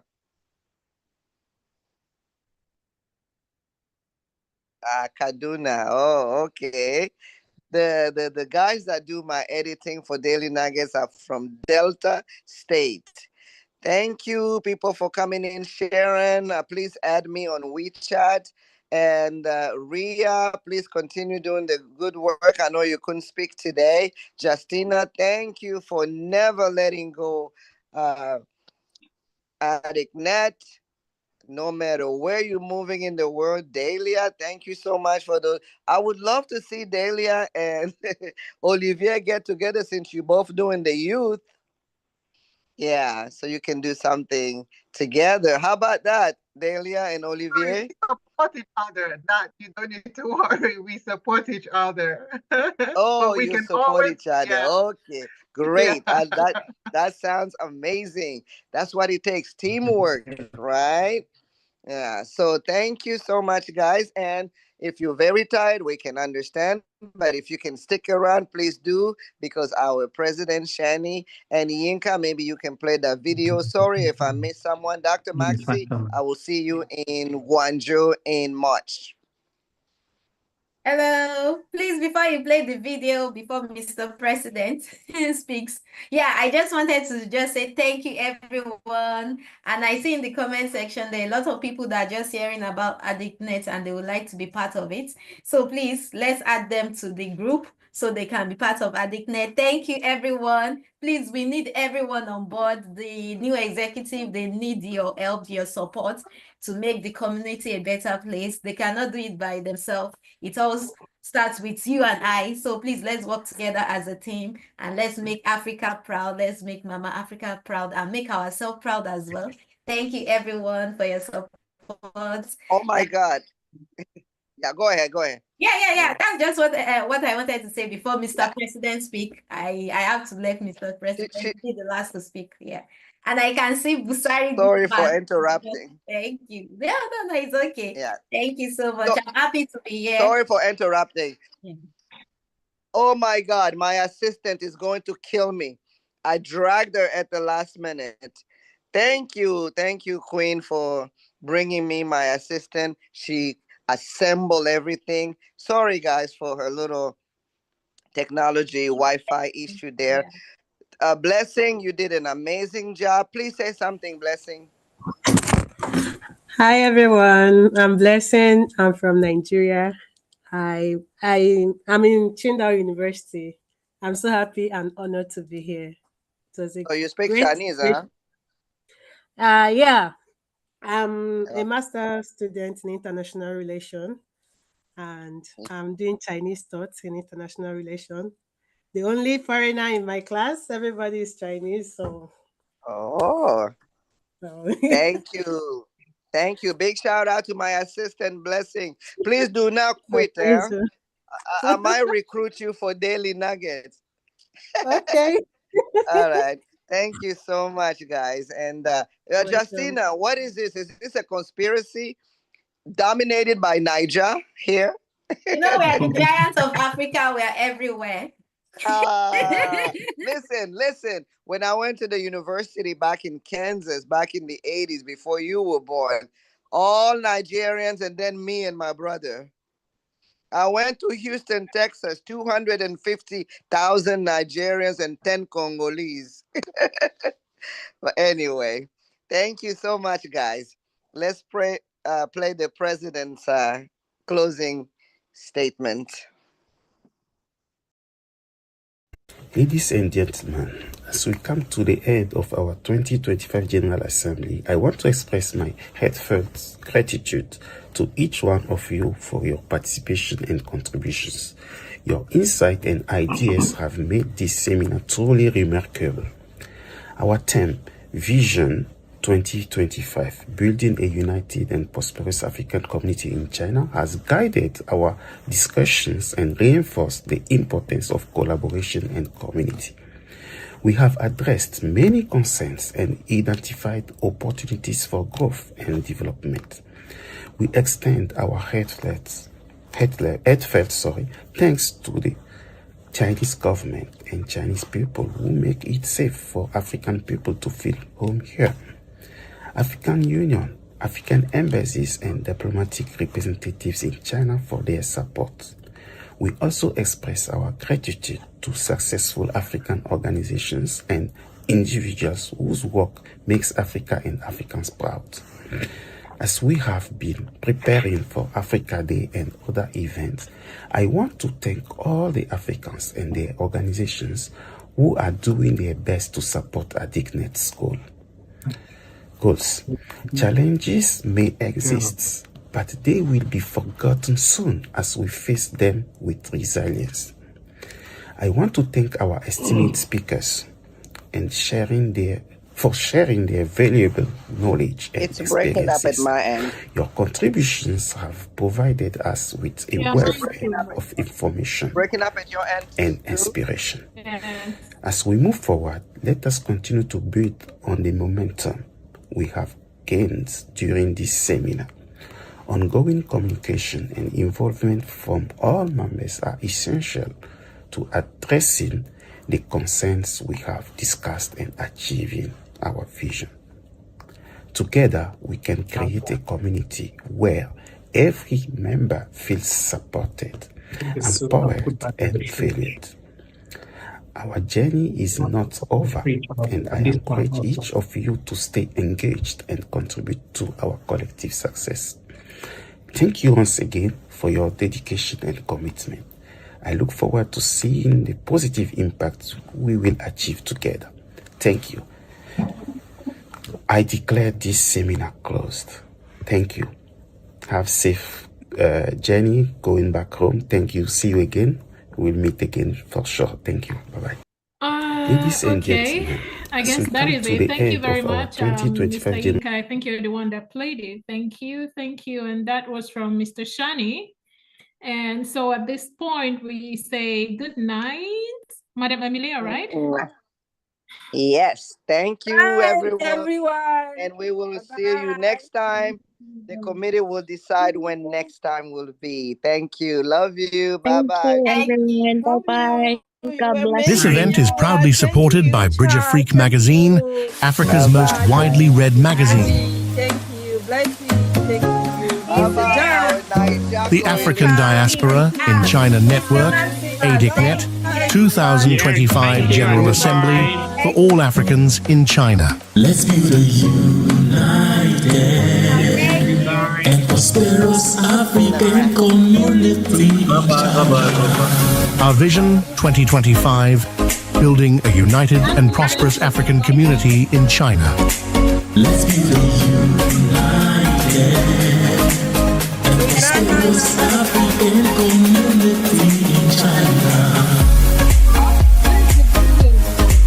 Key people of influence: Dr. Romeo, Emilia Bywaters, Just Ben, Sisi Amehon Esivi, Grace Ishola, Mariatu Malia Kagbo, Louis Idehen, Ria Radwijk, Queen Modestus, Shani Jobo, President ADICNet. Let's be the united and prosperous African community in China.